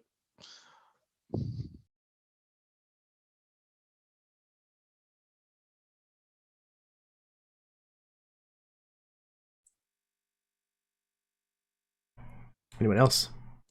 Hodge, like has her jaws gone slack as she's just staring at this near outright declaration of war, essentially. And all of the images of the Star Eater, of darkness consuming the light of the stars, and of Sanafret's foreboding warnings. It all comes to her, and she's just going, "Oh, fuck, I hate when she's right." Ceci puts a hand on your shoulder. We should go. It will Yep. not be safe here. Not for us, not for the children. Let's hope they get out. Where's Trisha? Where's that lovely bard? We need to go. Help me up. Ceci would just lift and just help you, just trying to steer you towards an exit. Where's As- Sanafret? As you are saying that, Hodge, and your eyes kind of turn and scan the room, you see Sanafret has not moved from the chair beside the throne at the head of this long hall. She rises after catching your eye and giving you a nod. And she addresses the room, once again holding her hands up until they fall quiet. The two siblings have been bickering with one another, vying for position, strutting their power, laying their claim. But they too grow quiet as the oracle demands the attention of the hall. She says, "I will serve neither one of you. I will instead go to the gray mists. My time has come. I knew that it approached, but when I saw the lightning tonight, light the pyre of High King Grimir, and I saw the mother and the father looking on from beyond, I knew that it was time. It does not matter how much you want to argue. It will not change what Verstana has declared.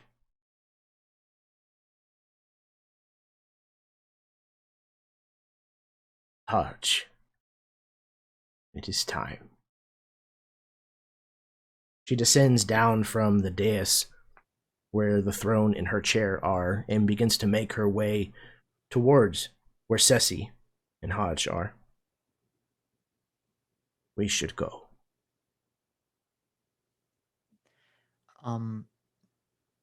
Hodge has like gone through every stage of grief in this moment as she's walked towards her. But as Sanafret arrives at Hodge's side, Hodge now fully understands her revelations. And she smiles and she takes Sanafret's hand and says, And here I thought I was going to go alone. Never alone, friend. Never alone. We will face this together. Let's see you keep up. and then she'll look towards everyone else. Good luck. Bye. The son of the High King, Vilheil, has seemingly accepted this as what it is. He seems upset, but seems to understand the decision and to respect it. It is, however, Scala who does not seem to take this news well. She takes her horn mug and smashes it on the table. And she says, "This is not acceptable. Senefret, you will come with me. You will serve, as you served my father before me. You will make me a wonderful queen. Take her." People begin moving in the Trisha? direction of the oracle. Yes, go ahead. Just if we're still like kind of in the room hearing this, Trishar just kind of speaks up almost involuntarily. He goes, "Well, I doubt she'll make you a very good queen if you don't listen to anything she advises." Treshar, you have shouted this. However, it seems as though battle might be breaking out. You hear weapons starting to be drawn, and people begin to square off against one another. All of you, if you could anyone please is coming close. Oh, roll initiative. And go ahead, Im. yeah, I think at that immediately Ceci's taking out their blade and putting themselves in between anyone and the Oracle and Hodge. Are domain dice up for grabs for initiative? Yes, absolutely. Oh, I'll take 5. Would anyone mind if I used one? I rolled very low, and I would like to go earlier if possible. I also rolled low and would appreciate a domain die if possible. We have 12. I feel like we're never guys, gonna use them we if don't. gotta save up for the 25 streak. What are we doing here? If we get 25, we can get a finger trap from the gift There we shop. go. So yeah, There we go. Mini terrain domain. And how do the domain dice work? I know you explained this last time, but I forgot. Yeah, absolutely. So you just ask to cash one in, and it gives you advantage on a roll. If you want for me to have disadvantage on a roll, it costs you 2. Okay, great. And you can do so after you know the result of the roll. So you don't have to call it ahead of time or anything. Great. So that sounds like 2 are being spent. Yes, please. Okay.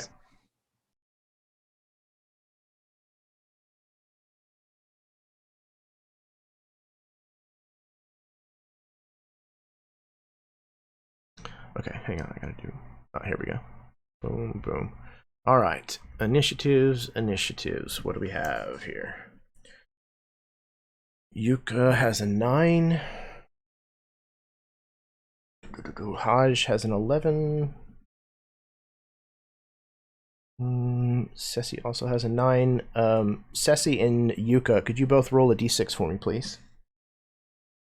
The same with Treshar and Haj. If you would, please. And between Yuka and Ceci, what'd you guys get? 6 and a 1. Okay. So Yuka will be going first. Ceci will be going second. Between Haj and Treshar, what we got? 5. It was a 13. D6, right? Yeah, D6. Oh, Mhm. D6. Yeah, I was gonna say. Yeah, 13 on a D6. That's impressive. Very impressive. Yeah. again, really big calling out It D6. the exploded twice when I rolled it. I don't know what to tell you. Yeah. He's I got using a 2. loaded dice. A 2. And Trashar, you said you got a 5? Austin, you got a 5? Is that right? Yes? Yes, yes. Okay. Sorry, I wasn't looking at the screen, so I didn't hear your head rattle. Okay. 1, 2, 3, 4, 5. I think that's okay.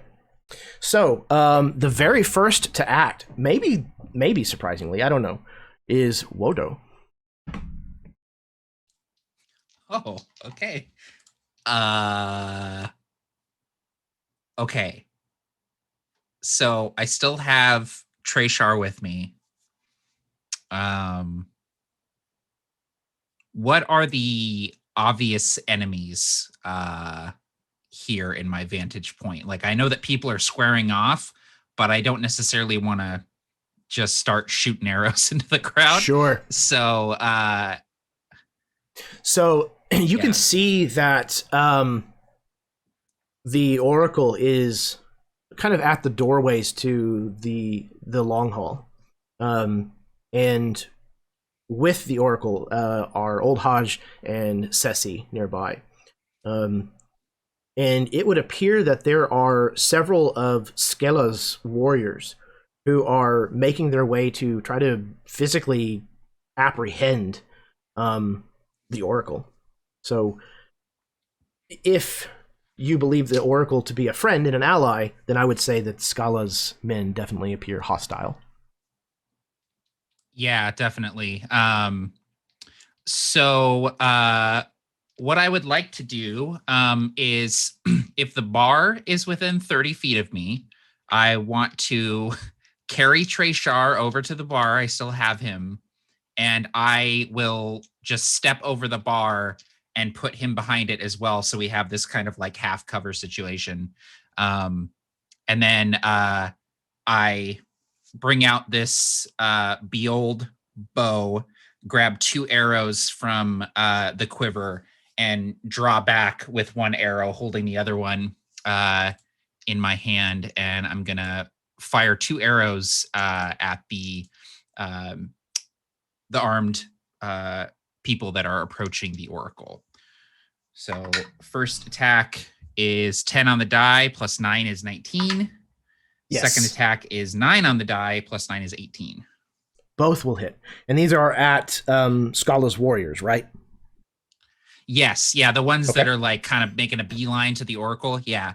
And then for damage, we're looking at 6 on the first one and 5 on the second. And the sound that this bow makes, because it's immense and it probably has like a few 100-pound draw weight. There's like this, like as it gets pulled back, that just like, it's like a creaking of a ship, like a mast on a ship. That's how heavy it is. And both of these arrows just, and then, and I imagine they strike true. Are they both sent to the same individual? Yeah. Okay.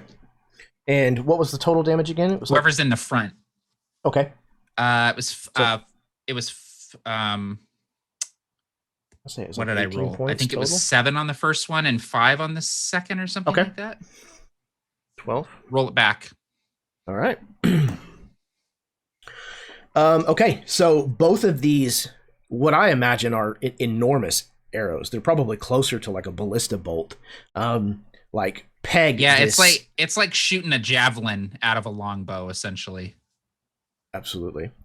Both of these things find purchase on this first warrior as he's making his way towards Senefret, and one of them pierces through his calf muscle, and the other goes through his bicep, almost dropping his shield to the ground. But instead, it is hanging kind of limp down to his side, and he still manages to press forward. You have moved to cover. You've shot twice. That brings us to Treshar.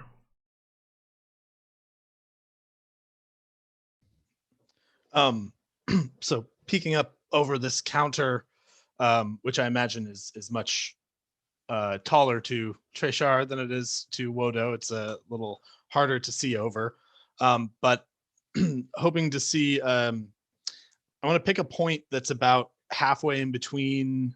Well, how big is the space that we're in? So this is a pretty sizable hall. I would say it's close to probably 100 feet in length, give or take, and probably about 30 to 40 feet wide.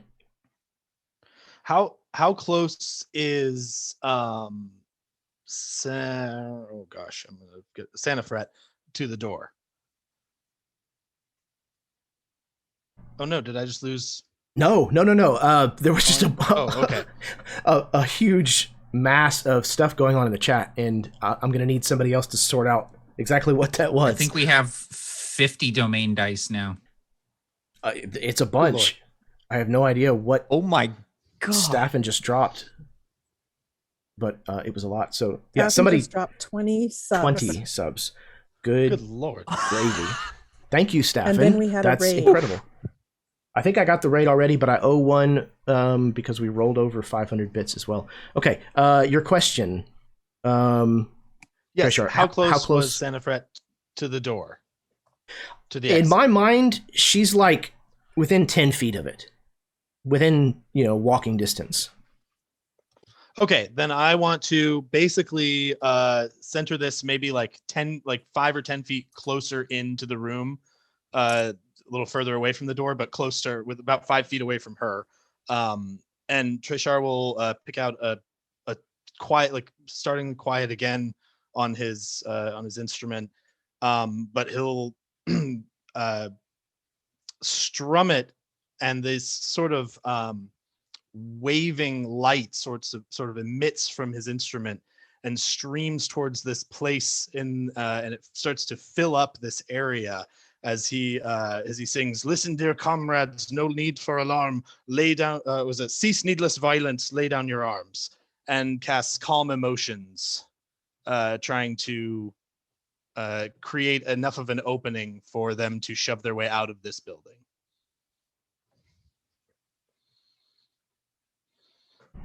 All right. Does that require anything from me? Yes. It's a wisdom save, Okay. and it's a DC. Or wait, is that wisdom? Let me make triple sure on that. Sorry. Mhm.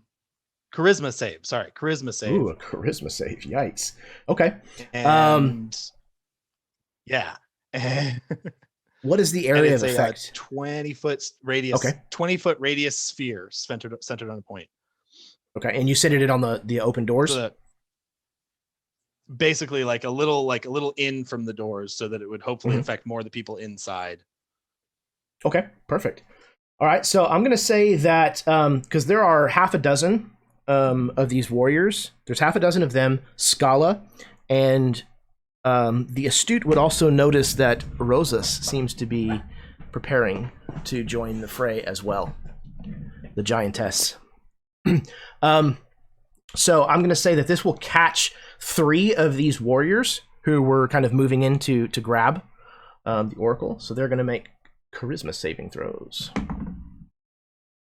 Okay. One of them got a 9. Well, that's 2 with a 9. And 1 with a 13. So I think they all fail that. I believe so. So they are now indifferent about all the targets they were hostile towards. Okay. Does that have anything to do with fear, by any chance, or is it more of a charm? No, it says I can suppress any effect. There's a couple options, but let me see. Well, I ask because these people have brave, which gives them advantage on saves versus fear. So I don't know if it would apply here. Doesn't seem like it. Okay. I don't think Cool. so, because it doesn't inflict fear. I Excellent, could actually okay. end fear.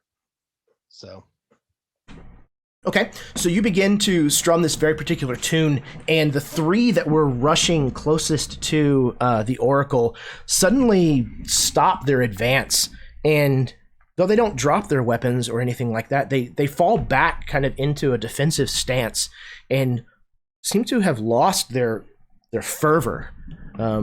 and you can see them shooting kind of worried glances in the direction of Scala, who seems furious that they are effectively denying her orders.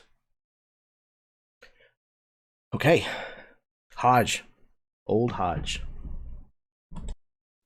Oh, real quick, Treshar just wants to yell out, like, are you going to take that sort of disobedience, Scala? From your own men? She points her finger in your direction, Treshar, and she says, Rosas, deal with him.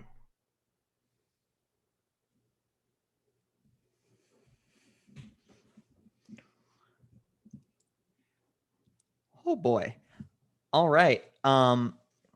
Hodge is going to see all this chaos going down, and just what is the structure that we're in made out of, Jeremy? So, I would imagine mainly stone and bone is probably what they use to build, because again, wood is just non-existent here. Mm-hmm. All right, perfect. So what happens is, I imagine, just in a show of like strength that Hodge rarely uses, she just takes her elbow and punches it back into the wall behind her, creating just this large opening, just a hole really. And she takes her amber stone staff and puts it just under the starlight that shines through the hole. The starlight hits the amber, and the amber turns from like this orangey sap color to bright blue as it absorbs the starlight like a prism, dark side of the moon style, and then spreads out this map of the stars and constellations all over the entire inner sanctum of this area.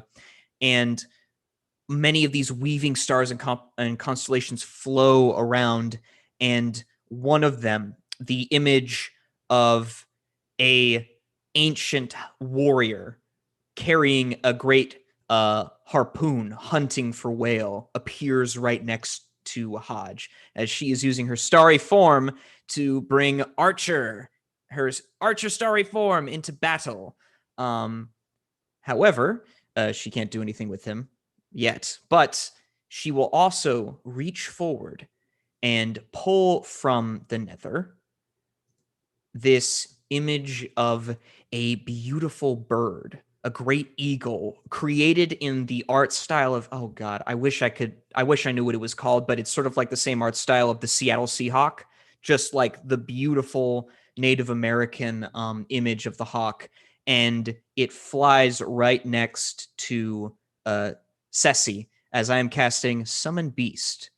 And this is a concentration spell where this creature will fly and land on your back, Ceci, and spread its wings wide, and it will fight with you, and it will use pack tactics with you to gain advantage on anything, as long as it's within 5 feet of an ally.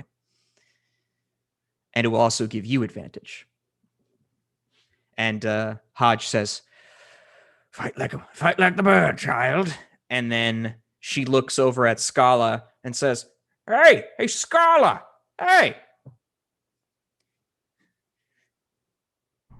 You can't have the oracle, but you can She's have mine, this. you old cow. No. This is better. The best part about this is you can sit on it and spin. And that's her turn. I'm gonna skin you and eat you alive. Get in line, sister.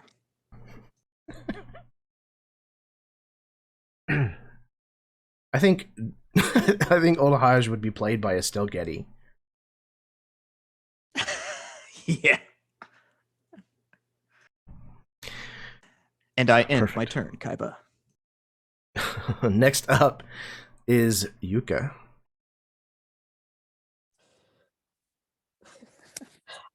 She's like, yeah, owned by an old lady.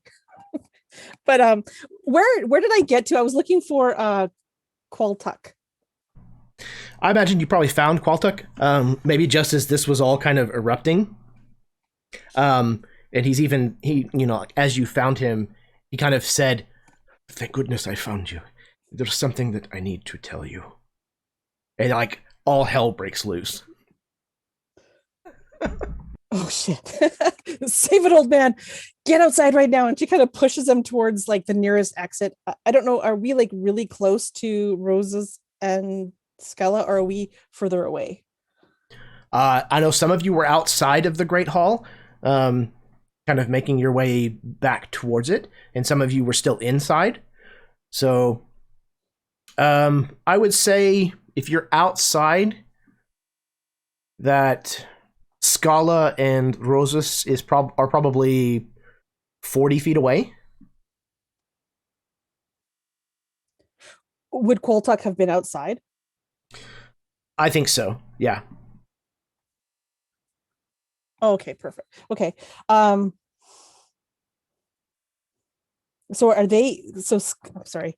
So Scala and Roses and the Oracle are still inside. Is that correct? Or are they outside as well? No, they are just inside the doors. Okay. Yeah, I think I heard then maybe Scala, she's really loud and angry, and she has just told Roses to attack our friend Treshar. So I think she would push poor Quoltuck to the side, and without even hesitating would kind of start to rush back in, reaching back to the very empty quiver that she has slung over her back. And as she's moving, pulling out a, because there's a lot of people, a quarterstaff. We're going to go with a quarterstaff this time. She pulls out a quarterstaff, and she's going to, if she can, I've got a speed of 45, get up to Roses, and I'm going to go with hit her, I guess, in the thigh, because I'm not sure how high I can hit, but okay, she's pretty big, right? She's decent sized. She's not the biggest giant that you might have seen, but she's bigger than Wodo. Yeah, and I'm using it two-handed. We're Okay. using our complete arms behind it. And as a bonus, I think as she's running, she is going to rage. This is her thing. You don't pick on my friends. So I do have to say, a rage as she this is fantastic. I think this is the very first time I have ever seen a barbarian attack with a quarterstaff. Right? Which is incredible. Damn. All right, so okay, rolling to hit. Oh, that's an 18 on the die, so that will be a 24. Yes. I'm just going to roll the second one because she's going to do 2 hits, and that will be a dirty 20 for the second. Both will hit. Okay, so D8 damage. I guess I only have one of those. Plus, I'm raging, right? So I get +2. Yeah. Oh, 1 on the die. That's not fun. So 6 points with the first hit, and 9 with the second.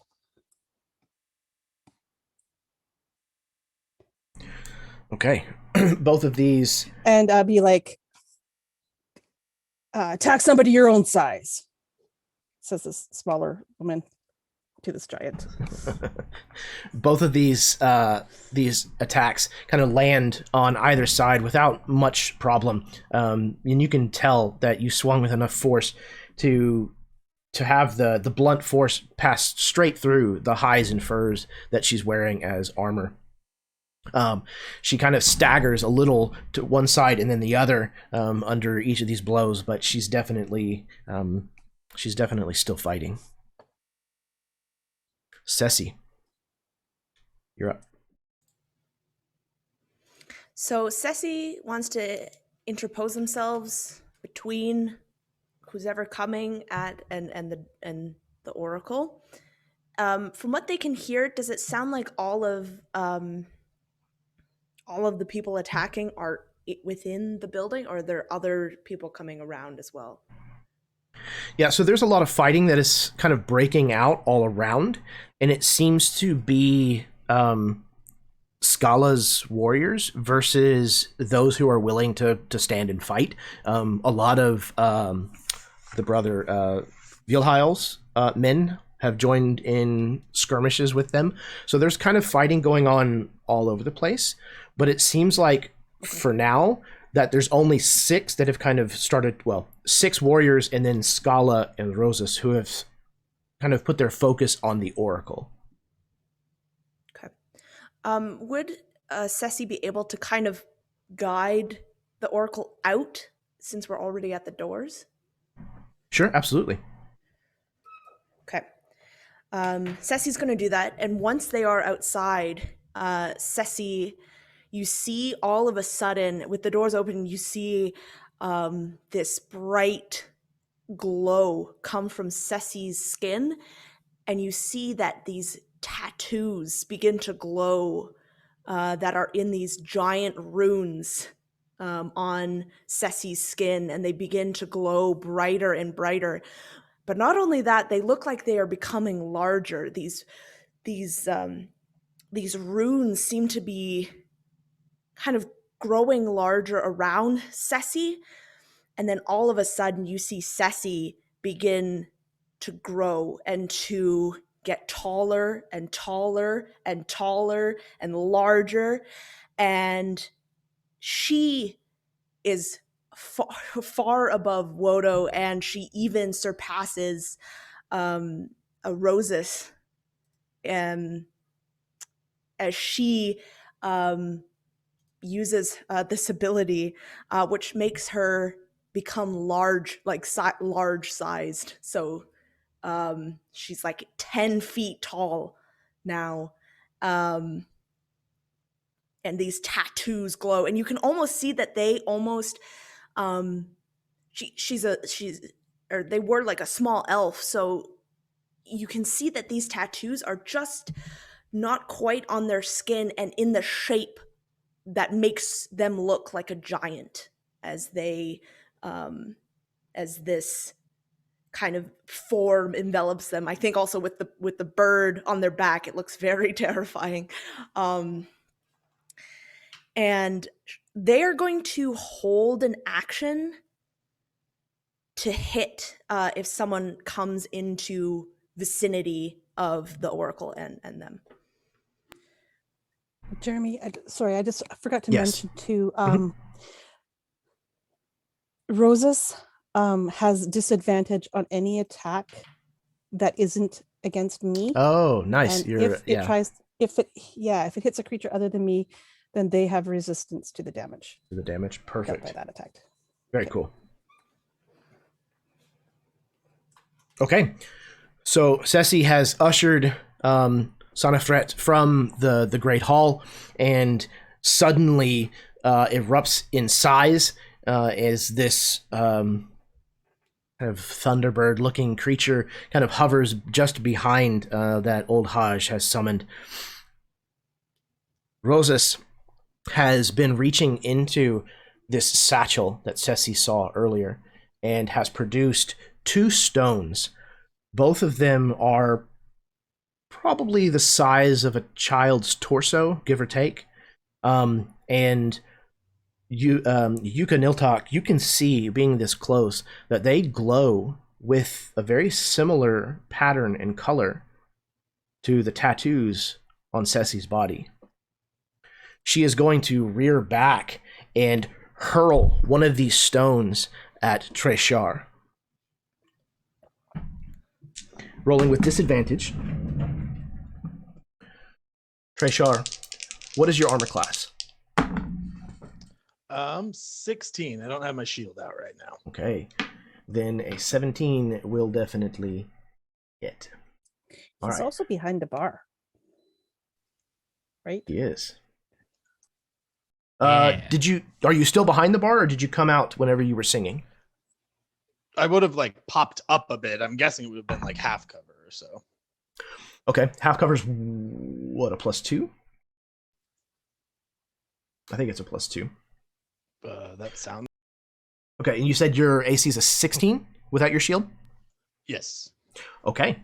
So just as you have kind of popped up and sang this this song, this rock comes hurtling in your direction and slams into the bar just in front of you, shattering the bone that it's made of and sending shrapnel of it kind of all over the place. And you manage to kind of duck down just in time to avoid that. However, the rock missed you, but you realize that as this thing neared you, and especially after it hit, like when it hit the bar and it splintered, it made absolutely no sound whatsoever.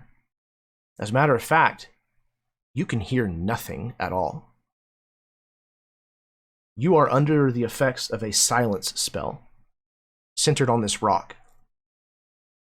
The second rock, she hurls through the open doorway right at Ceci and the Oracle. What is... Ooh, no. I would say if it was anybody else but Ceci, she would probably aim at the Oracle. But with the fact that it's Ceci, she's definitely beelining this at you. What is your AC, Ceci? 20. Okay. This rock is not going to hit you. It sails right between. You might even like sense that it's coming or something and move you and Senefret kind of apart for just a second as this rock just right past you and lands in the snow just a few feet beyond you.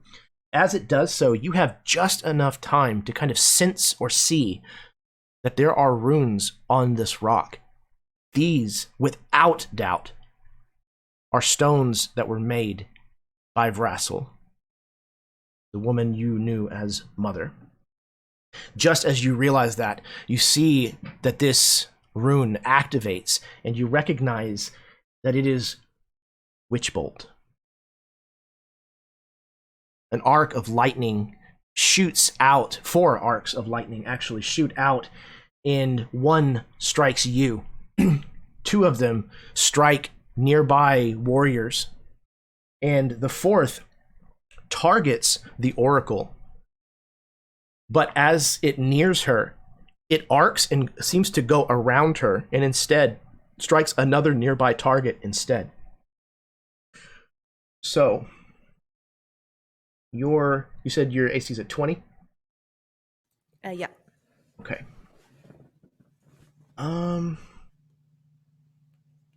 It's a spell attack, so she would... Well, it's centered from the rock, though. I don't think that the ancestors would impose disadvantage on this because the spell is actually generated from the stone itself. Does that make sense, Karen? Yeah, because it says disadvantage on any attack that isn't against me. So Right. So it would normally impose disadvantage, but I think because the stone is the center of the spell as opposed to her casting it. yeah, I think like the throwing of the rock was like the attack. Exactly. Yeah. So this witch bolt is going to jump out just like that die did. Oh, okay. This witch bolt connects with you, Ceci. The other warriors as well both get struck. The lightning electrocuting them and dropping them to the ground. All 3 of the other warriors. Ceci, you are going to take 3 points of lightning damage as the bolts from this rock arc out in 4 different directions and strike different targets. One of them latching on and staying connected to you. It doesn't seem like it's going to stop.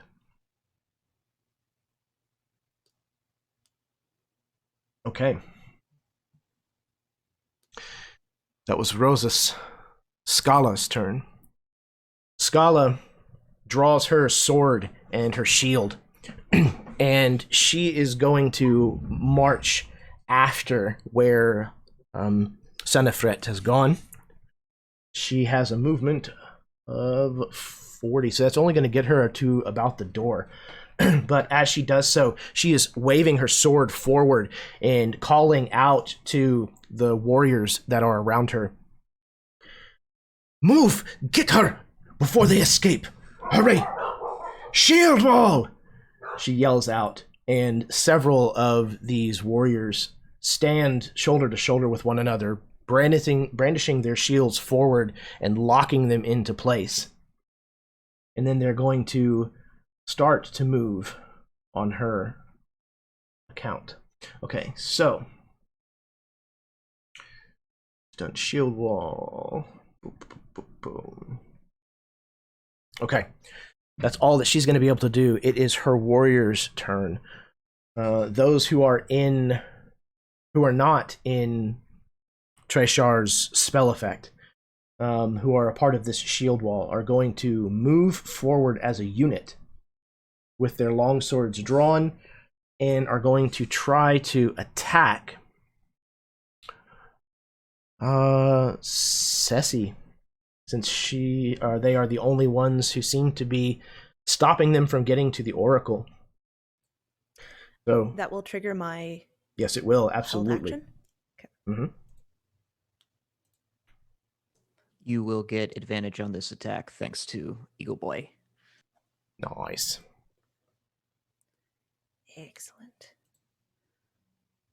And so if I hold an action, I can still do my 2 hits, right? Because I have an extra attack, but that's still an action. Okay. I think as per the rules as written, you only get to do 1 weapon attack, but truth be told, don't tell anybody I said this that works at Wizards, but that's stupid.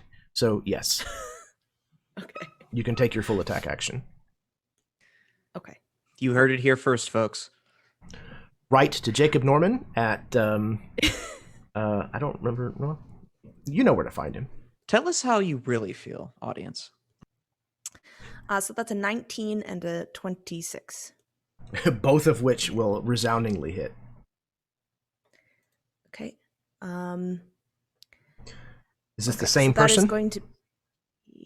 Yes. Okay. Well, she's gonna hit once, and then if it kills them, she'll hit okay, another that's fair. Person, if that's they're fair. Close. Yeah, if that's allowed. So I do an extra 1d6 because I'm a giant, and that's how we do things. So the first one is going to do 7 points, and then the second is going to do 9. Okay, that will definitely not be enough to fell him in one swoop, or 2 for that matter. Okay, so 16 points. Though both of these strikes have landed heavy upon his shoulders, maybe even cutting the edge of his shield in doing so, he is still in this fight, without a doubt.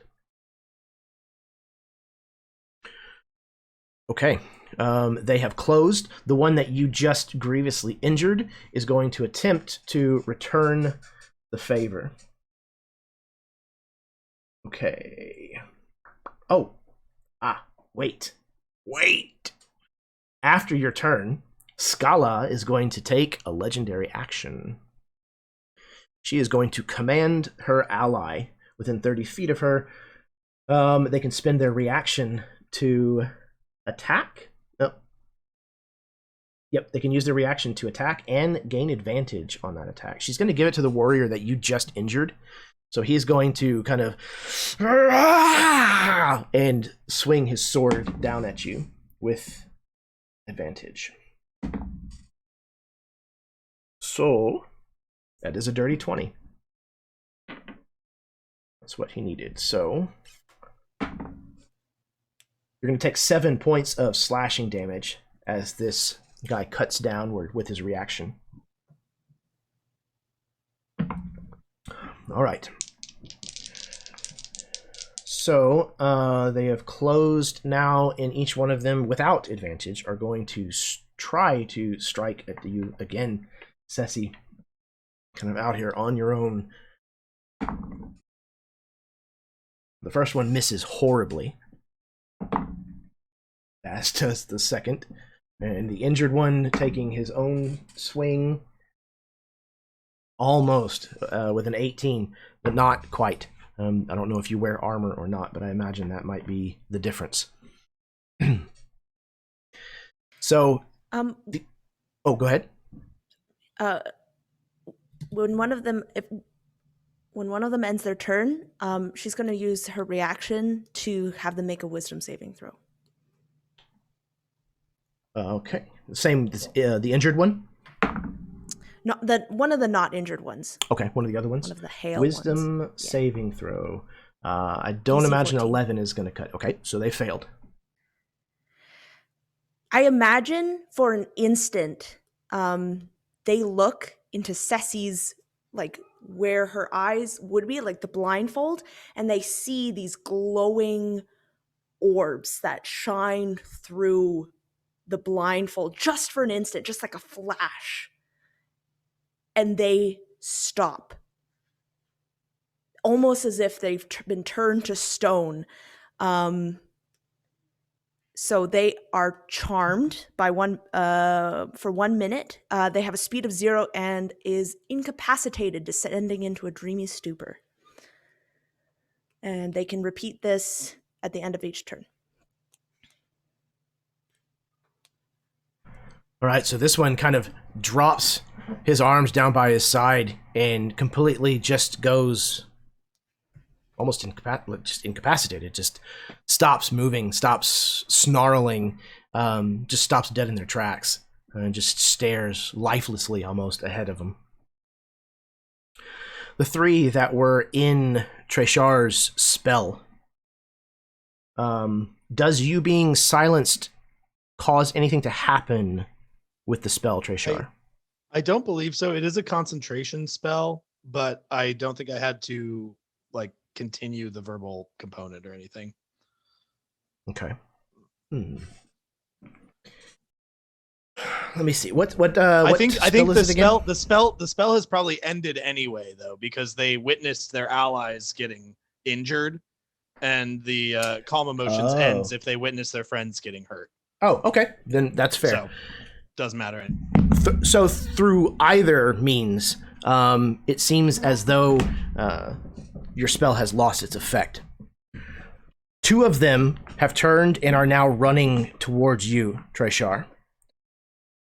The third, perhaps less intelligently, is charging at Yuka Niltak.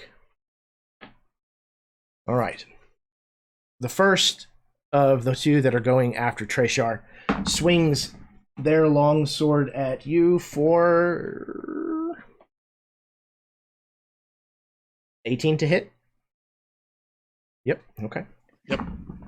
The second, probably not as lucky. A 17 to hit. I don't think that hits, right? Oh, I mean, I guess, did they get around the half cover?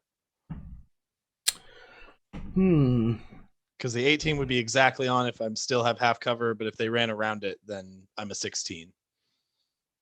So, no, I don't think they did. So this second sword kind of cleaves downward into the bone that forms this bar that you're behind. Once again, this bar has saved you. However, not from the first blow that fell. These did not form a shield wall, and they are wielding their longswords versatile. So, perhaps maybe the bar has saved you after all. That's only 4 points of slashing.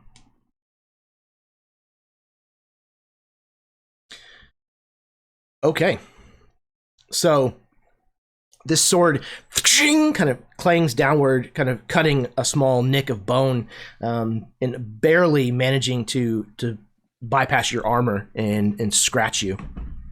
Yeah, Treshar lets out a completely noiseless scream in this zone of silence. It's just like, ah! Absolutely. Okay. So I believe that carries us... Oh, no. The one that approached Yuka comes up behind you, Yuka, and swings at you, likewise versatile. 17? Yep. Okay. Versatile is going to deal Ooh, that's a little more respectable. 9 points of slashing damage to you. Kind of That's it, completely. half, right? Uh-huh. Because that's Yep. raging. So do you round up or down? Am I taking 4 or 5? I always round in the party's favor. Okay. So this blade comes out of nowhere from behind you and pierces straight through your lower abdomen. But you know that it would have been much worse if you had stayed where you were just a moment before. Okay. Now I think that is all of the warriors' turns. That brings us back around to the top with Wodo. Wodo is watching this battle unfold from behind the bar, and he hones in on this this giant, this woman that he was hoping to be able to speak to, learn something about the helmet he carries, learn something about his parentage, but he sees her hurling out these stones, and the lightning that forks out of that second one, this just like flash of arcane energy. He kind of sighs and he brings out an arrow. And as he does so, he looks and he sees that shield wall forming up, sort of marching across the thing. And he kind of like switches targets, draws back. And as he does so, he closes his eyes and a flash of images roll through his mind. Green plants, roots, things he's never seen before, things he can't understand. A star so large that it sheds warmth. And as he pictures these things, thorns begin sprouting from the shaft of the arrow. He draws back and lets it fly. So I'm aiming at the shield wall, Jeremy. This might be stupid, but that's a 13 on the die plus 9 on my bow. So that is 22 to hit. Absolutely will hit. Awesome. Okay. I've used a bursting arrow. So let me deal my initial damage to the target that I hit. That'll be 9 damage. And then every creature within 10 feet of that initial target and the initial target are going to take 6 additional damage as the arrow slips through this tiny little like space that Wodo spots from across the longhouse, and the arrow disappears into this space, and then there's this just this like splatter of thorns from behind the shield wall, these just wicked barbed thorns that embed themselves in all of the creatures on the other side of that shield wall. All 3 of these individuals, including the one that was incapacitated, are covered by these growths that no one has ever seen before. They don't understand what they're even seeing. These strange rope-like things that are covered with these small knife-like appendages, these teeth, if you will. And they're all bound up in this. The one who's incapacitated, not even reacting to the pain as these things wrap around and bind. I think, however, Ceci, you're also within that 10 feet. So these things, these growths have also wrapped around you. And you know that even though Senefret is also seems to be kind of in the circular burst of all of these sudden growths, none of them seem to be reaching for her.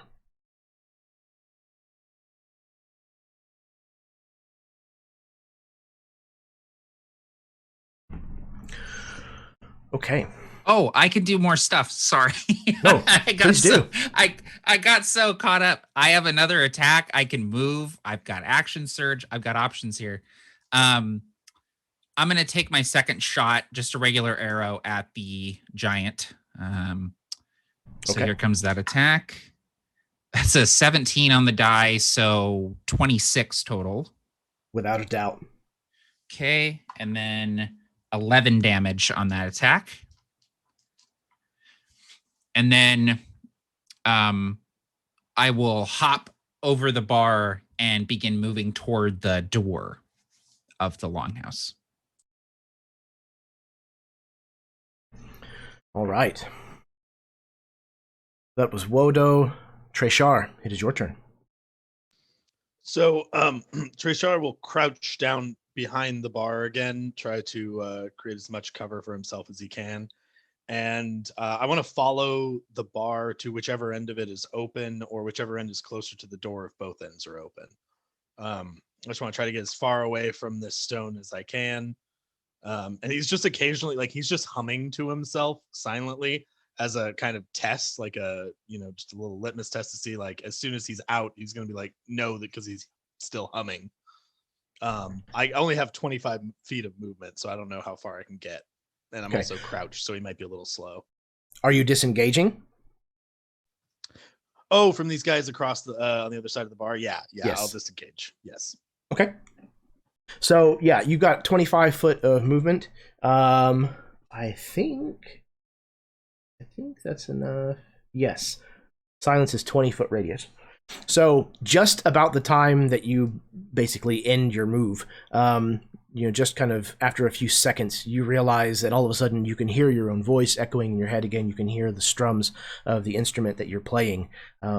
Though both of these warriors seem to be taking a moment to kind of peer around and look over the bar to see if you're still there, and then kind of look over and see that you're scampering away. Yeah, as soon as he gets his voice back, he lets out just like a little triumphant sort of flourish, and kind of cackles for a moment, and then ducks down, trying to hide, behind whatever's left of the bar. Okay. That was Treshar. Haj, your turn. Okay, Jeremy, can you just remind me where everyone is? I have the attention span of an otter right now. So we've got That's fair. we've got like a couple guys on Ceci. Wodo and Yukan are tag teaming Roses, and then Treshar, you're backing out. Close. So, Okay. Yuka is tangling with Rosus, the giantess. Mhm. And there is another warrior who is also joined the fray against Yuka. Okay. There are 3 individuals who are outside, caught up in brambles and thorns, that are engaged with Ceci. Okay. Wodo is moving towards the door. It sounds like Treshar's not all that far behind him. There are 2 warriors who are at the bar where Treshar just was. And then there is Scala, who has moved to just by the door as well. And then I think that's everybody. Okay. What about Senefret? Senefret is outside, right beside Ceci, Okay. kind of in this tangle of thorns and vines. Gotcha. All right. So Hodge is just gonna look around, see everything that's going on. She's gonna make a call. Who is the source of all of the problems right now?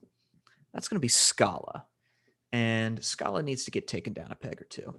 So Hodge is just gonna yell, Scala, let me give you some advice. And then she'll go low and scoop up the star residue energy around her like a snowball, and it will congeal into this globe of starry magic. And she says, "Duck!" and she'll toss it at her, and she's going to cast a guiding bolt at 3rd level at Scala. All right. Is that a saving throw, or do you make an attack roll? Just an attack. I got a dirty 20. That will hit. Wunderbar. That is going to be 6d6 damage. Ow. Oh, I rolled 4 6s. Yes, that's 30 damage. 30 radiant damage. Goodness gracious. Okay. 30 damage. Wow. And she is covered in this star stuff, and any next attack on her gets advantage, which is great.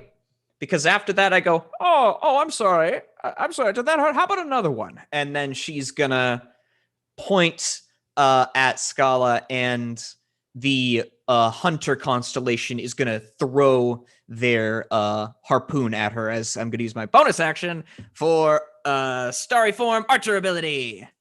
So that's another ranged spell attack. Fantastic. That is going to be a 17 to hit. That, however, is not going to bypass the half wait a minute. plate. Oh. I have advantage because it is Starry Form. The Guiding Bolt, excuse me. That's a 26 with advantage. That, on the other hand, will bypass her armor. Huzzah! Oh, and that's max on the D8. That's 12 more points of radiant damage. So 42 damage in total to Scala. And then is there anything else she wants to do? She's gonna just start hobbling towards the door, going, "Sassy, I'm coming for you, girlfriend. Don't worry." And after her turn, it is now the turn of her summoned beast that she's concentrating on, because it goes right after my turn. And this eagle spirit is going to fly down and maul one of the dudes who's attacking your girl Sassy. Excellent. Okay, one of them is incapacitated, I believe. Oh, perfect. And I think that's what... Isn't that what it did, Sassy, right? Incapacitated? Yeah, incapacitated. Yep. Oh, Perfect. beautiful. Which I think So is advantage? Yeah. Maybe? It works. I mean, either way, it's got pack tactics, so it's going to get advantage. Oh, perfect. either Okay. way. Yeah. Good. Incapacitated. Okay.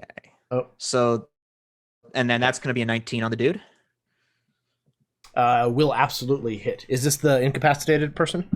Yeah. Okay. Roll those beans. Roll the beans. We Roll must those consult the bones. Consult the beans. The beans have spoken. Say. I had Tex-Mex. The beans have chosen you, Burklecut. Yes, there it is. All right. I cannot wait for that television show. I'm just saying. Oh my god. I'm so excited about it. Oh man, I can't wait. Okay. That's going to be 12 damage on the dude.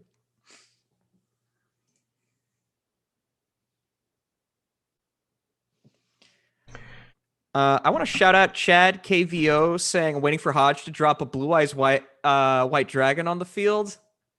Thank you. And with that, I end my turn, Kaiba. Fantastic. Okay.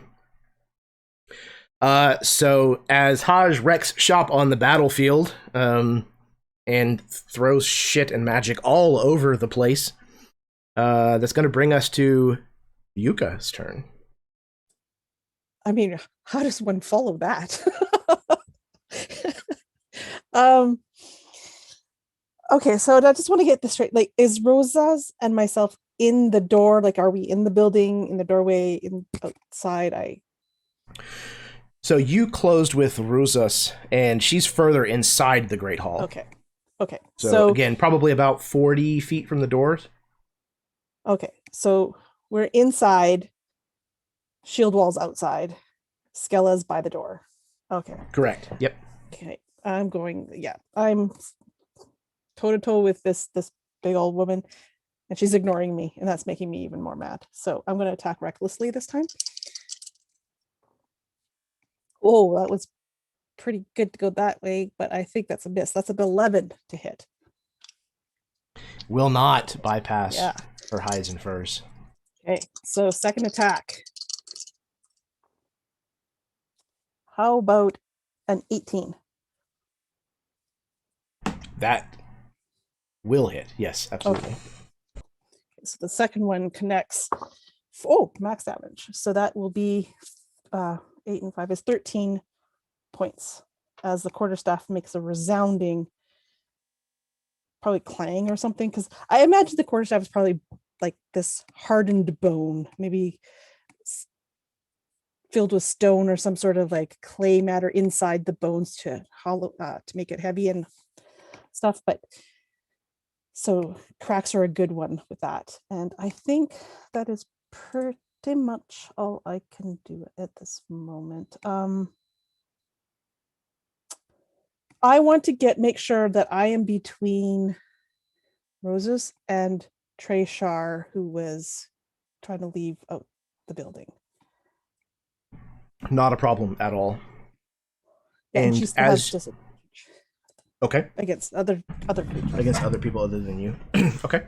And as you are finishing this attack, Scala from the door shouts to Rosas, "Rosas, finish her! Quit messing around!" Rosas looks down at you, fury in her eyes, and she reaches back and grabs the great axe that she has on her back, wielding it in one hand. No. She's going to go versatile with it. Now, see, a great axe isn't typically versatile, but she normally wields this one-handed. So with two hands, it's going to be versatile. I believe you recklessly attacked, so that's going to give her I did. Yeah, advantage. so she's got advantage. You betcha. And Scala's legendary action gave her advantage. Anywho, so what is your AC? Measly 14. Okay, then a 16 will definitely hit. Yep. This axe, you can hear it like cutting the air as it swings downward at you and connects, dealing 20 points of slashing damage. So I take 10.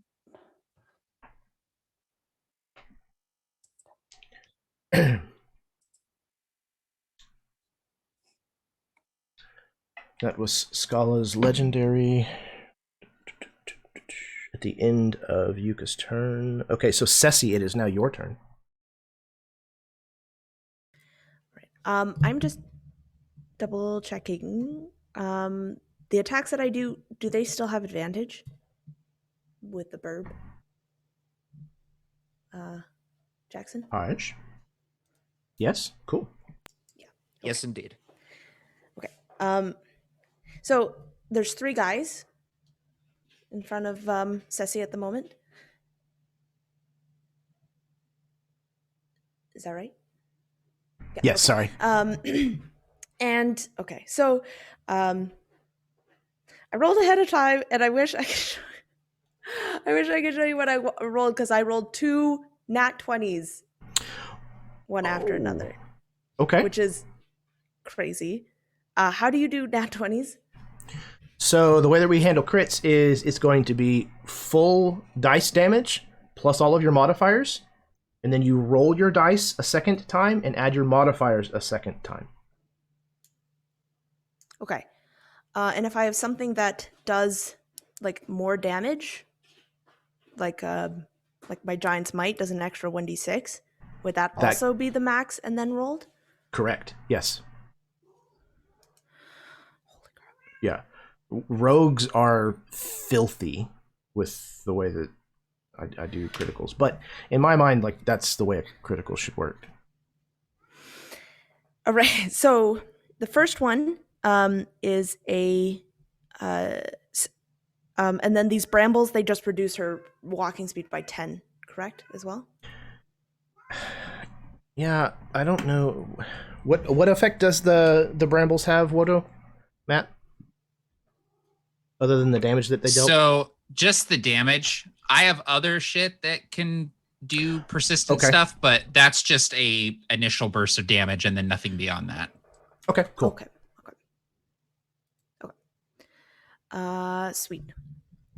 All right. So the first person she's going to hit for 20, or they're going to hit for a 21, doing 9 points of damage.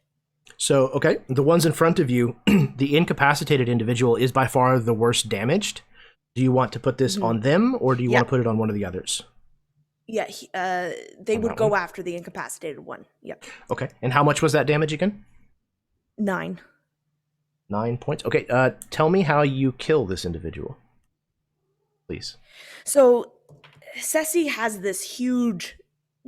Ceci is very large at this moment, and they have this huge battle axe that they wield in one hand, and they have their shield in the other, and they are looking around, and all they can see is red. They're beginning to get very angry and actually showing emotions, and after seeing and sensing, or after sensing this rune that Rosas had thrown at them, and to have her mother's own work thrown at her face and used in a way that Ceci knows that she would never condone, makes Ceci just absolutely enraged. So she doesn't even look, she's not even looking at this incapacitated person. She's looking straight ahead at the open longhouse, and she just comes down one sickening crack, and without even stopping, she just slices right through this one person, and then uses that momentum to swing into the other person, and that is the nat 20 that she got for 17 points of damage.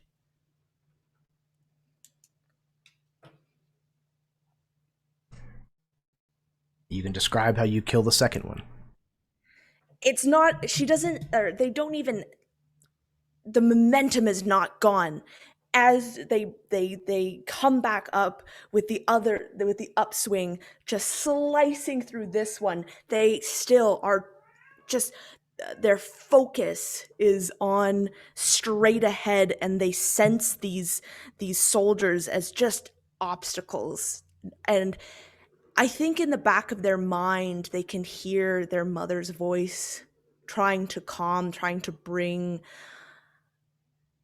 calmness back into their mind, into their, they know in the back of their mind that this is something that their mother would not have wanted them to do either. And I think that fills Ceci with more rage, just this guilt of having Rosas bring this emotion out in them, brings them with more rage, and they're going to attack for a third time this last person, which was my nat 20, which is doing 32 points of damage as they action surge. That's what they're doing. And describe how you kill the third warrior in this shield wall. They're already taking a step forward. They're already walking forward, and as they do so, I think this one isn't even with like their full upswing. They're walking forward, and they just bring it across their throat with this one flick of their wrist. And then in the back of their mind, they could hear their mother's voice just, Ceci, this isn't you. But they are just, yeah. With a yell, they're going to advance forward. And I still have one more attack. Okay. So in the open doorway is Scala. Beyond her, of course, 40 feet beyond that is Rosas. Well, Scala is in the way. Yeah. Yeah. I mean, you could pass by, but you would probably get a swing. Yeah. I mean, Ceci's also large. Would they even fit inside the house? I mean, yeah, Wodo is pretty tall as well, and there have been other giants and stuff coming, so I think you could probably do so. Yeah. Yeah. Okay, but that would provoke an attack. It definitely would. Would they be able to? Oh no, they wouldn't. Okay, so they're gonna. Yeah, this is going towards Scala. So that is a 17 to hit, and then 10 points of damage. 17 is not going to bypass her half plate that she's wearing. Did you do that with advantage from Yes, your? I did. Okay. Yep, I did. Excellent.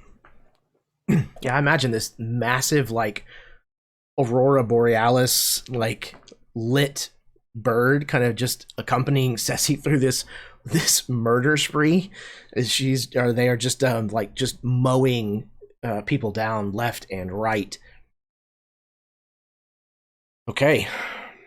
Rosas, who had struck Yuka Niltek with the great axe, but now you can see Yuka, probably much to your chagrin, this giantess is still not fully engaged with you. Her eyes are on the door, on Ceci. She points a hand in Ceci's direction and calls out, "Ceci! This ends here." She is going to leave engagement with you, Yuka, and is going to be charging towards Ceci to attack. So if you wish, you will get an attack of opportunity. Oh, I wish. Or Yeah. an opportunity attack, whatever it's called now. So that'll be a 21 to hit. Will hit. Or 9 points of bludgeoning. Though your blade, or your quarterstaff, strikes kind of right at the small of her back, perhaps, she continues her charge towards Ceci. As she approaches, she brings her great axe with both hands upwards, cleaving the bone above the doorway, just with the upswing of her axe, and then is going to bring it down twice at you, Ceci. And at disadvantage. Disadvantage, yes. That's must. Where the ancestors? Ooh, okay. It's going to miss with a 9. The second is a 16. Okay. Once again, sounds like maybe, perhaps, because of your armor, this axe embeds itself into the snow, and the snow only. Ceci, where before you saw false tears in the eyes of your adopted sister when she was discussing the death of your mother, the tears that you see streaming from her eyes now are very real.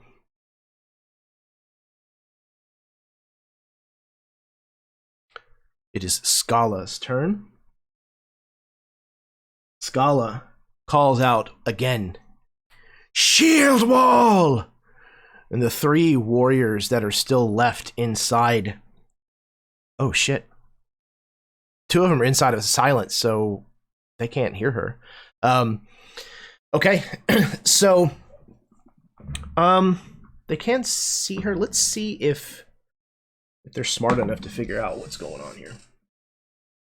Well, intelligence is not their good roll. So, okay. They are still apparently looking for Treshar and are engaged with trying to track him down. The other, however, is going to turn and come and form a shield wall with Scala.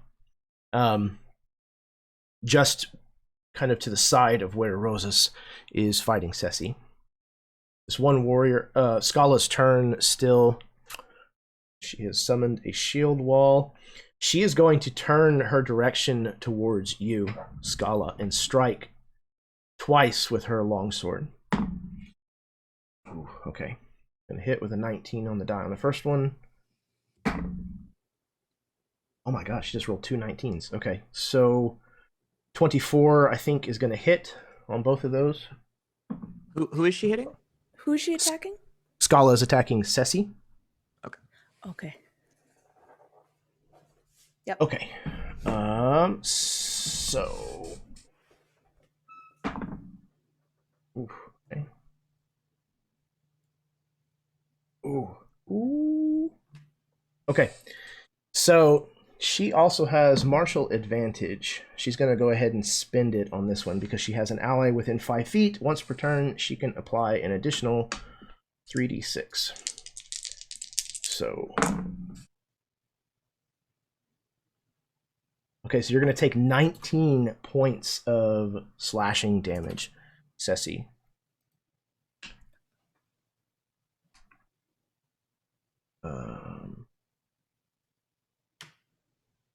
She missed on her first one, or she hit on the second one? I don't remember. Okay. So, that was Scala's warrior's turn. The one that is currently engaged with Ceci, I'm just going to go ahead and do this as well. He is going to attack with his longsword, just the one time though. Ooh, he rolled a 1. Okay, so he completely and totally bumbled his attack, missing you. The two that are on Treshar, they are moving towards the end of the bar. They split and go to either end of the bar, Treshar. A poet didn't even know it. And they're going to round. One of them is able to reach you and is going to try attacking you with his longsword. He's going to do it recklessly. 16. Exactly enough to hit. Okay. Is going to deal... I forgot. He is versatile. Oof, 12 points of slashing damage. He connects heartily with you. This time the yelp of pain is audible.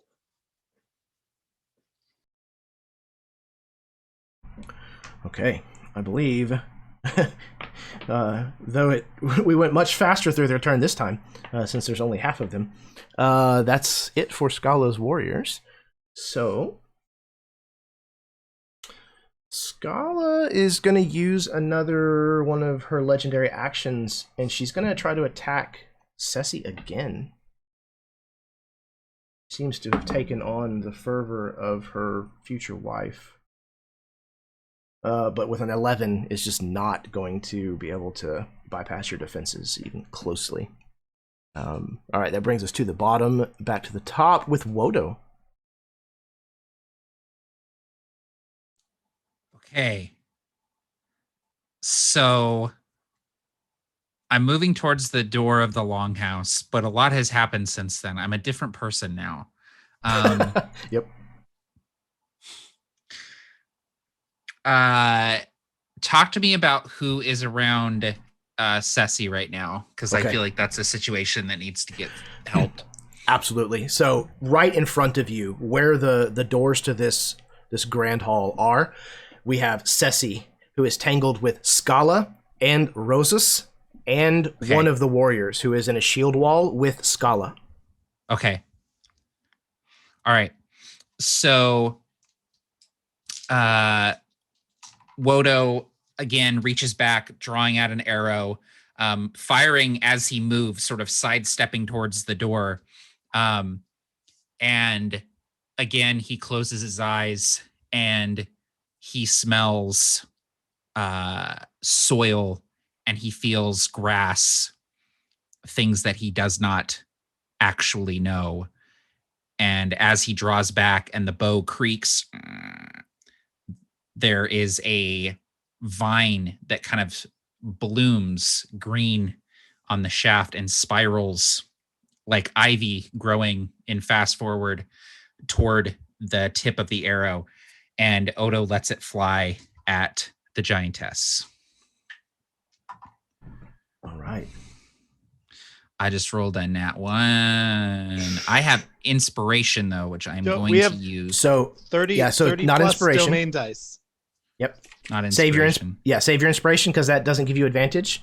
You can cash that in for cooler shit, TM. Okay, cool. I But will yeah, use if a you want to domain spend a die then. domain die, yep. Like it would I don't be know, silly not to. They're a pretty limited resource. We should probably hold on to them for important things. Yeah. So that's 17 on the die, plus 9, 26 to hit the giantess. Will definitely hit. Okay. So the initial damage is going to be 10. And then as the arrow hits, there's a moment where nothing happens, and then vines just kind of like explode outwards, and these green tendrils sort of wrap themselves around her legs and limbs, and she's going to take 5 poison damage. Her speed is reduced by 10 feet. And the next time she moves, she's going to take 2d6 slashing damage from the thorns on these vines. So unless a miracle happens, she won't ever move ever again. As you can describe what happens when this kills her. Oh, shit. Okay.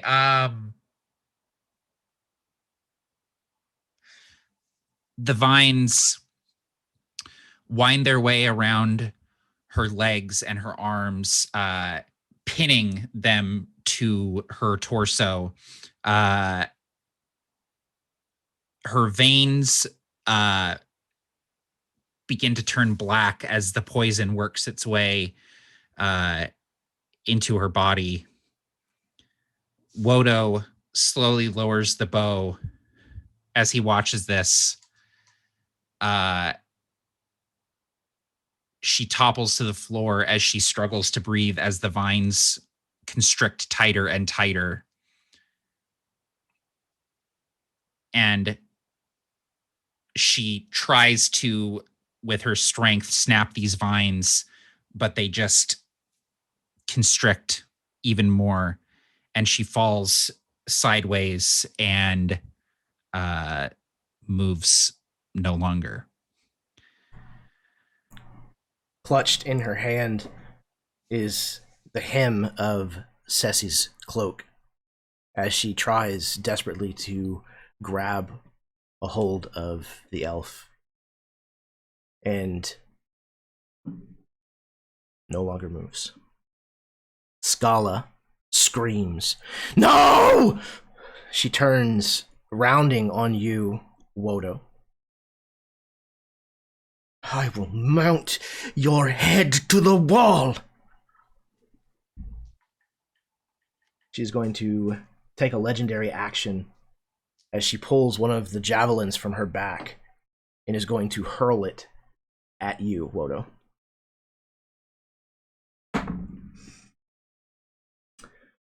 I don't think a 7's going to do it, though. Nope, it will not. This go ahead. The sheer rage and anger in her face causes her throw to miscalculate, and it flies past you, easily kind of moved out of the way, and it kind of embeds itself into the throne of the High King. The javelin hurtles past. Wodo sidesteps to easily avoid it, and he immediately reaches back and draws out another arrow. And he says under his breath, not loud enough for her to hear, but he just says, "I'm sorry."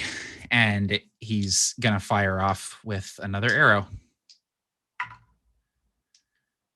That will be 12 on the die, plus 9 is 21 to hit. Will absolutely hit. Okay. 1 on the damage die, total of 5.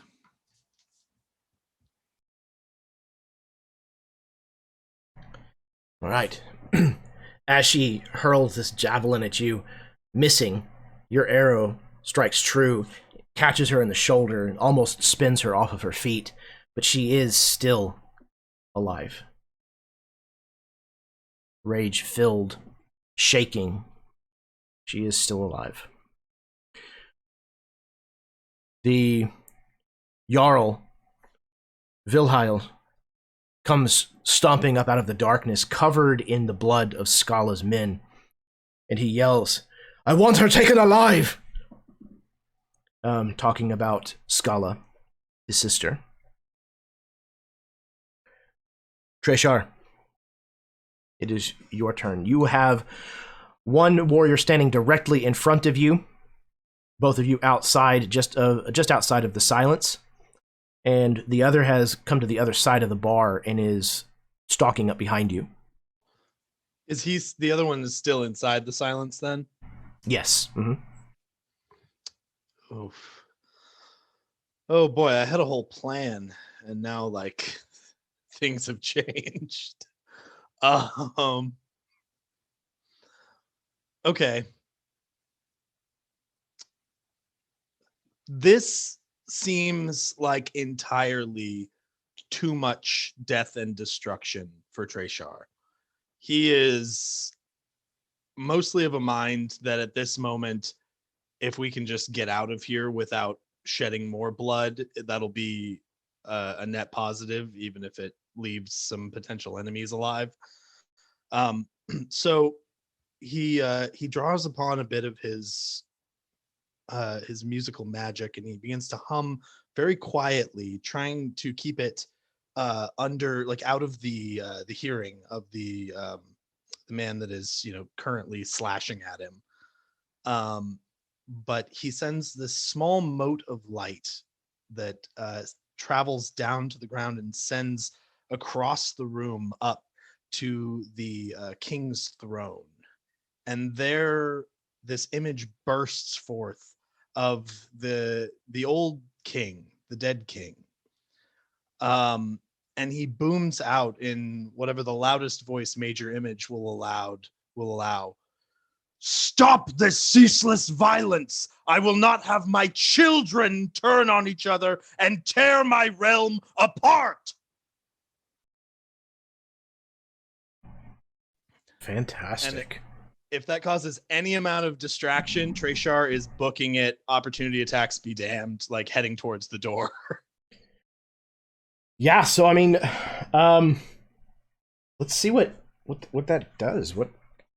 How does that play out, Major Image? Physical interaction with the image reveals it to be an illusion. The creature has to use its action to examine it to determine that it's an illusion at all. Okay, so do this for me then. Roll either performance or deception, your choice, and take advantage on it, please. Okay, I will go with performance since I have expertise in that. Yeah. Which, okay. with a 10 on the die, makes it a 20. 20. All right. Okay. The warrior that you're engaged with, since it's kind of behind you, but in his field of vision, absolutely, like, completely turns his attention at this visage that's just appeared, and is white, just completely loses all of the color in his face, as if he has seen a ghost. You move towards the door, and you can see that the look on Scala's face is very similar. Grief-stricken, anger, fear, but there's also this awe that she's been struck with at seeing the image of her father on his throne, almost as a ghost, and she drops to her knees and sobs, her sword clanging to the stone of the great hall floor beside her. And she moves over to the body of Rosas the giantess and lays beside her, sobbing.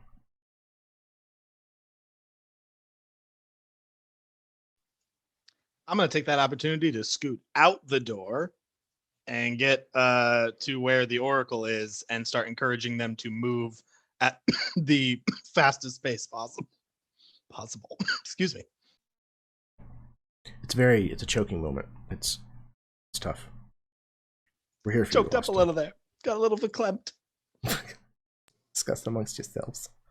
So the rest of the warriors have been defeated or have lost their will to keep fighting.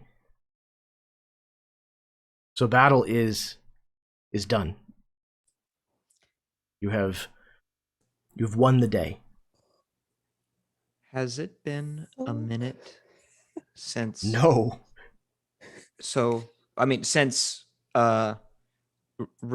since Giant Lady got ganked. No. Then- It'll happen pretty soon here, but it sounds like there might be something then- else. Old Hodge looks at all of this darkness and destruction and goes, "No." And she will waddle over to Roses, kneel down, and cast Revivify. While she's doing that, because sorry, Haj. Oh no. Because Yuka's still pissed and Wodo just killed her kill. She's like, that was my kill. And she is going to take her rage out on the nearest person, which is now poor Scala, who's crying over the body. And with the end of the staff, hit her twice in the head. I got She is prone. Yeah. So you would have advantage on that. So that will be, because I kind of pre-rolled it. Sure. It would be 19 and a 19 on the Both tests. will hit. Okay, so it'll be a 7 and a 6. However, I want this to be non-lethal damage. I'm trying to knock her right out. So you succeed. What does that look like? Yeah, so fury, there's fury. You can feel it. It's almost palpable in the air from Yuka. Frustration, everything is coming out. And these two hits, boom, boom, right? Like one to the back of the head, maybe one to the temple of this woman. And you fear that maybe she's killed her. Because Scala just collapses like a rag doll in front of Yuka. And then Yuka just stands there looking down at the body, just breathing heavy. You'll attack. Why wouldn't she fight me? And that's Your battle is over, young lady. Just as the form of Skella falls limp, basically into the arms of Rosas, suddenly Old Hodge's magic completes, and Rosas draws a breath again, and her hand reaches out for the great axe that's nearby before looking and realizing that the situation is resolved, that it's over with. Can Ceci grab Rose's arm, like as she reaches for her? Absolutely, She's right yes. there, right? So Ceci's gonna reach down and grab Rose's arm,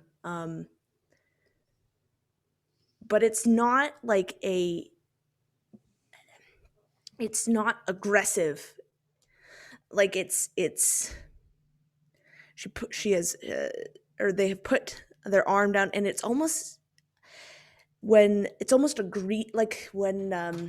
like a form of greeting when they like grab each other, like forearms and stuff. Like it's almost like that, like firm, but like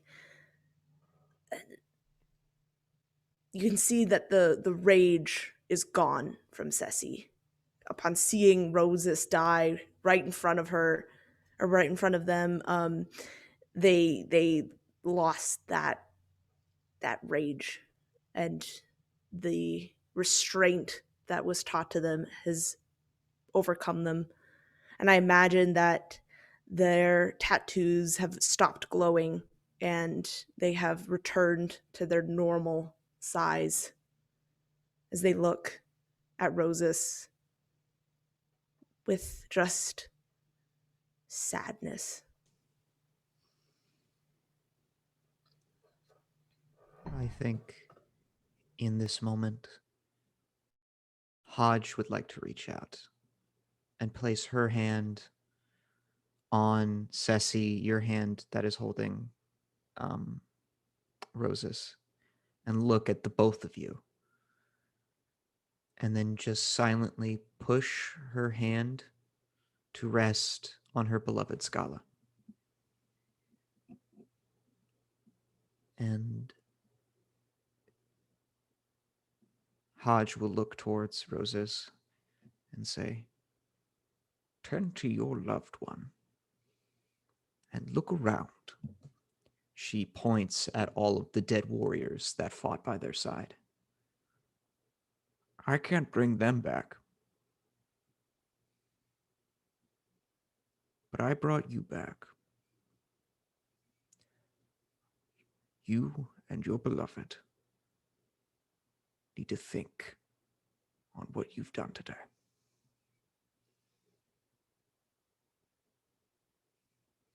Find peace with each other. She'll get up and look to Ceci. I'm ready when you're ready.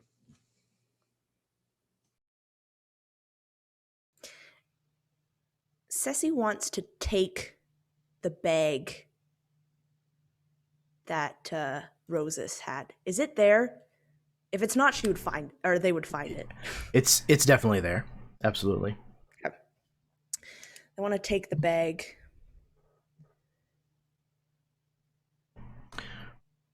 Okay. You will never learn. Go ahead, please. And she stands and she wants to follow Hodge out. Okay. I imagine that on your way out, Ceci, you and Wodo might make eye contact, and Wodo actually like casts his eyes downward. Like there's this kind of shame that he experiences, this odd sensation that overcomes him, and he sort of steps aside and lets you pass by. And he looks back up and looks to Yuka and Treshar and sort of like indicates the door and moves to leave as well. Hodge looks to Wodo and says, Hey, handsome. You gotta show me how to do that thing with the thorns. Truth be told, I'm not exactly sure. Well, maybe you and I could find out together. and Hodge will walk off.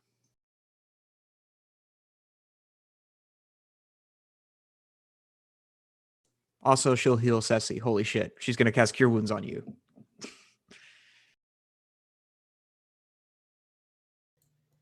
Thank you. Fantastic. Okay. The battle over with. Skella and Roses defeated but alive. Very clear that Vilhai will most likely now slip into the role of High King.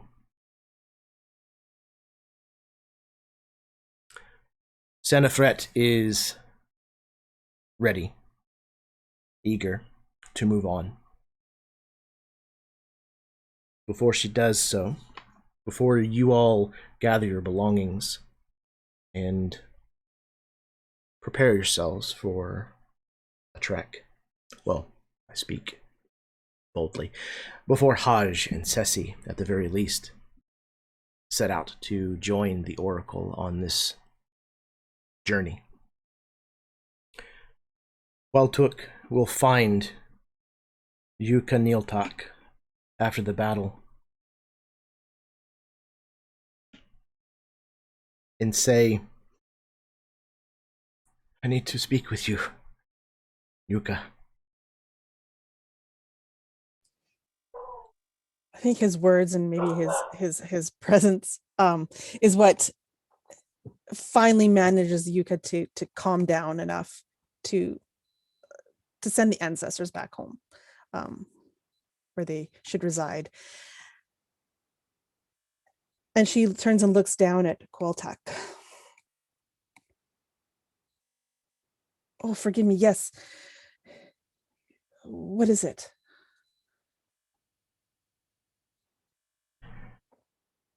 Seeing this battle, I felt the need to tell you before, but now you must know. Before it is too late, and I failed to tell you.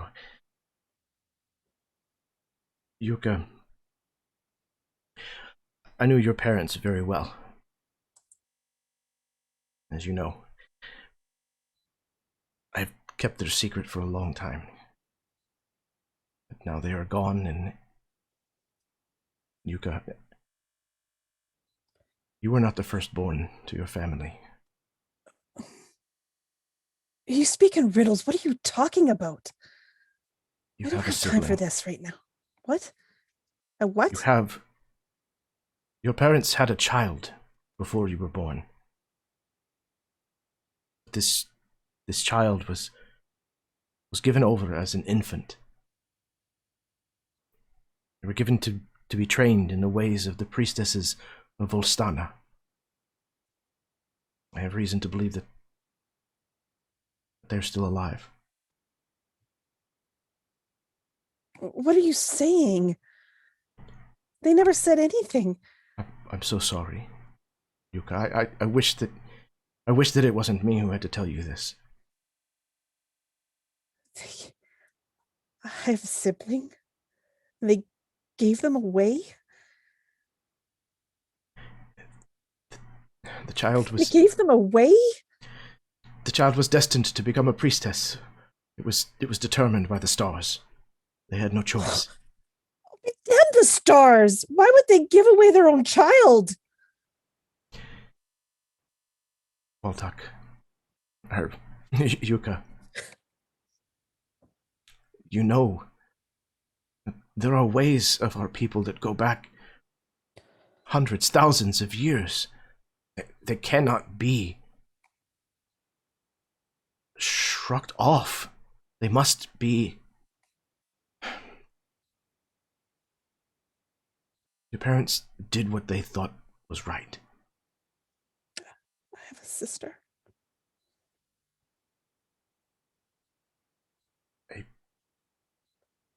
I wanted you to know before it was too late. Where are they? The Temple of Ostana is the last that I know. If in fact you mean to journey with the Oracle towards the Grey Mists, it is on your path.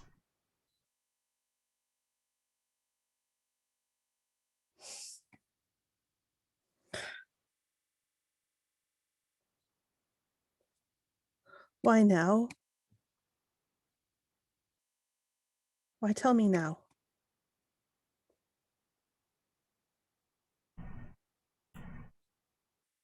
I spoke with Sanafret. She told me that I should tell you. She knew too? Yuka. Did everybody know but me? No. But you know Sanafret. She is... There's not much she does not know.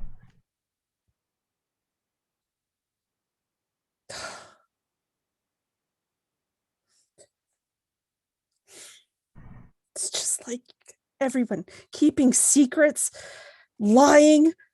Yuka, What? you can let your anger rule you. or you can use it. One of you will take control. You're going to have to choose which one it is.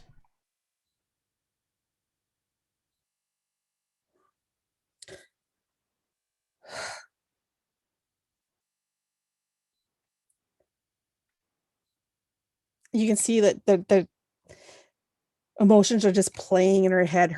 Her hands are like clenching and unclenching. Her jaw is clenching and unclenching, and she's just.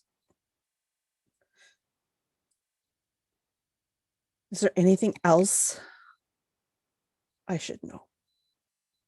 Any other secrets you've been keeping from me?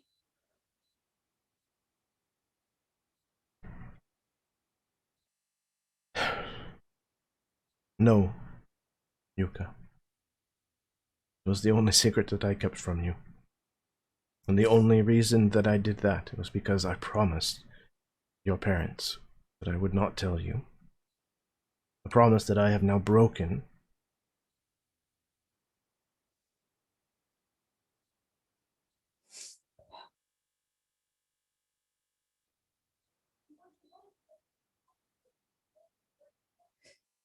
Thank you, Koltuk. Thank you for breaking your promise.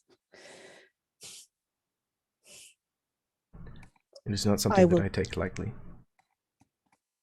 No. But for you, I do it willingly. I think she would reach out and just put a hand on his shoulder.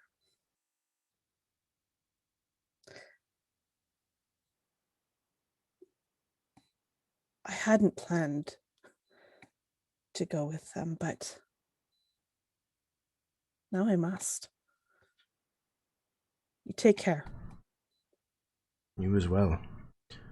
The Grey is not something to take lightly. Take caution. I will. And then she turned to follow Haj and Sussy out the door.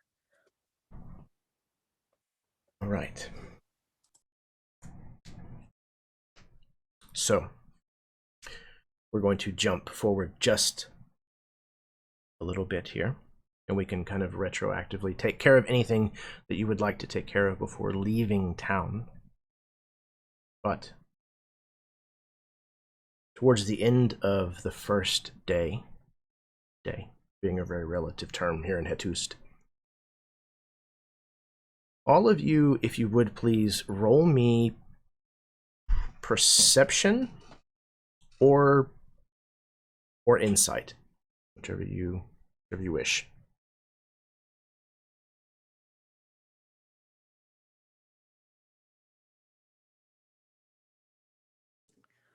I'd like to- 22. I'd like to burn a domain dice because I rolled a natural one. Okay. I will nab that real quick.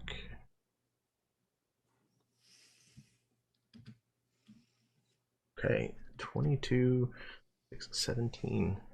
Okay. Treshar, Yuka, and Haj, the three of you notice as the day winds down, you prepare to leave or are setting up camp or what have you. The three of you realize that Sanafret, the Oracle, has grown about a decade younger. This is where we're going to end tonight's session. So, thank you all so very, very, very much for tuning in along with us this evening, whether you're watching live or you are watching at some point in the future. It is sincerely appreciated. I'm going to pass things over to my players once more so that they can plug anything that they would like to plug, or tell you where you can find them on the internet before we call it a night. So we're going to start in reverse order with Karen. Damn. That was awesome. I don't know what to say. This group is amazing. loved the last group that we had. This one is like awesome too. I can't wait to play next session. Thank you, all of you. You guys are so amazing. This is such an honor to be in this game. So I don't even know what to say. It was pretty awesome. Thank you, Jeremy. Thank you. My pleasure, without a doubt. Thank you very much. All right, next we have Matt. Hey everyone, I'm Matt. You can find me over at A Fistful of Dice, and I publish stuff with Absolute Tabletop. As I mentioned at the beginning of the session, we just came out with a mission manual, and that'll be coming out on Drive-Thru RPG and the Absolute Tabletop storefront on Friday. This game was awesome. Like Karen said, the first group, I was like, well, I mean, these are the best characters. There's no way there's going to be better characters. But then here we are, and there's a yak handing out edibles, and the like, what is even happening? It's so good. I'm really excited to see where both of these paths end up and potentially where they might crisscross. So thanks again, Jeremy, for having me, for running this game, and likewise to all the players. Absolutely, man. Both of these sessions have been incredible, and I cannot wait to keep feeding you guys material that so far you guys have just absolutely made gold out of. So thank you. Next up, we have Austin. Amazing session as always, Jeremy. It's always such a blast. This was incredible to get to play the second half of this session. This was the character that I was really waiting for. Although I will say, like kind of like Matt was saying, like where last session I was like, oh no, I love this one the most. Like, never mind, the one that I didn't think was going to be the cool one. I'm like, no, this is great. I love this. I want to be on this side all the time. This is a super interesting premise for a campaign, and I'm just excited as hell to get to play through it. And everybody freaking brought it today. There was at least like one amazing moment from all of you, and I just loved it so much. Thank you so much. I have nothing to plug because I don't make anything, but like, I don't know, watch Dark on Netflix. It's pretty good. Subtitles, but like great plot. Excellent. Thank you. That's actually the second recommendation I've had for that within a week. Dude, take notes, but like it's a great show, worth watching. But take notes. Write down who people are. I'm not joking. Like, it's the only show I've ever suggested, like, no, like either watch it with another person who you can be like, who is that again? Or like take literal notes. Perfect. Thank you very much, Austin. Yeah, man. It's definitely going to be hard. It's going to be a Sophie's Choice kind of situation, I think, between which is the favorite out of these two groups of characters. But hopefully by the end, hopefully it'll just be just one big love. I'm hoping. We'll see. All right, next we have M. This was awesome. I just love how everyone is so different. Like, everyone really brought it with like how they really went, like everyone here went like, all right, here's my character. Now let's do the opposite, or like let's do something completely different. And everyone, it was just so amazing to see that. And so I love both groups because they're so cool in very different ways, which I think is very awesome. So, and I'm so happy to be a part of it and just to sit back and just watch and be amazed by. Sometimes I forget that this is improv. Like, it's just so good. It's so cool to see what people come out with and say. And yeah, so thanks for having me. Absolutely. Absolutely my pleasure. Yes, I would have to echo. I mean, everybody's characters, it's really cool to watch the same people play two different characters, especially in context of being in the same game, because we're constantly looking for the connections and the parallels. It's just kind of how our brains work. And I think it's really interesting to show the stark contrast that they have, while still being able to see where the similarities are. And I hope that continues. All right. Speaking of hope that they continue, Jackson. I just like to echo what everyone else has said tonight. This was a blast of a time. I kind of feel spoiled because this Hettust campaign on its own would be amazing, and the fact that we're also like doing Tantharra too is blowing my mind. And I'm so fascinated now to see these two halves, how they're going to reflect each other and come together? Question mark. Go into the gray. Who knows? I'm so happy to be here. And I'm so happy to perform with y'all. Y'all are some of the most empathetic and incredible, quick-witted group of players I've ever got to play with. This has been an honor.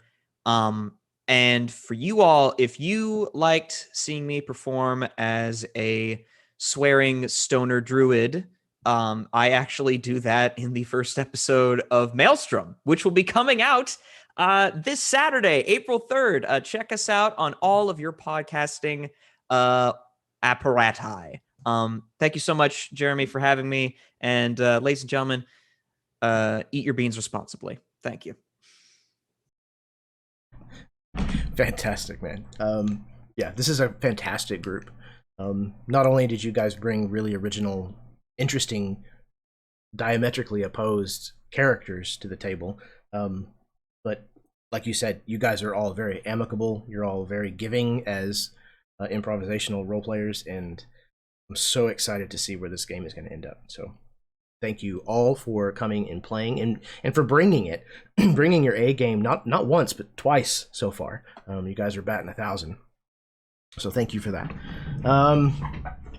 If you like this kind of stuff, if you want to see where I am putting these videos up for video on demand later, you can check out my YouTube channel. It is the Erasmus Expeditions up in the corner over there on YouTube. So go check it out. Sub if you like. Hit the like button. All that kind of stuff should be up by this weekend. And in 2 weeks, we will be back right here on MiniTerrainDomain with episode 3, which will be, which will be the second episode for Tantharra. Yeah, it's going to actually going to be a third entirely different group of characters. We're going to be in the gas dimension. Yeah. The Brought on mud plane, baby. By Hodge's Beans. All right. Oh, no. So, I don't remember if I did Mitida or if I did my sign-off last time. So I apologize. It could be different this time. Who knows? But until next time, may your dice roll high and your snacks always be within reach. Mitida.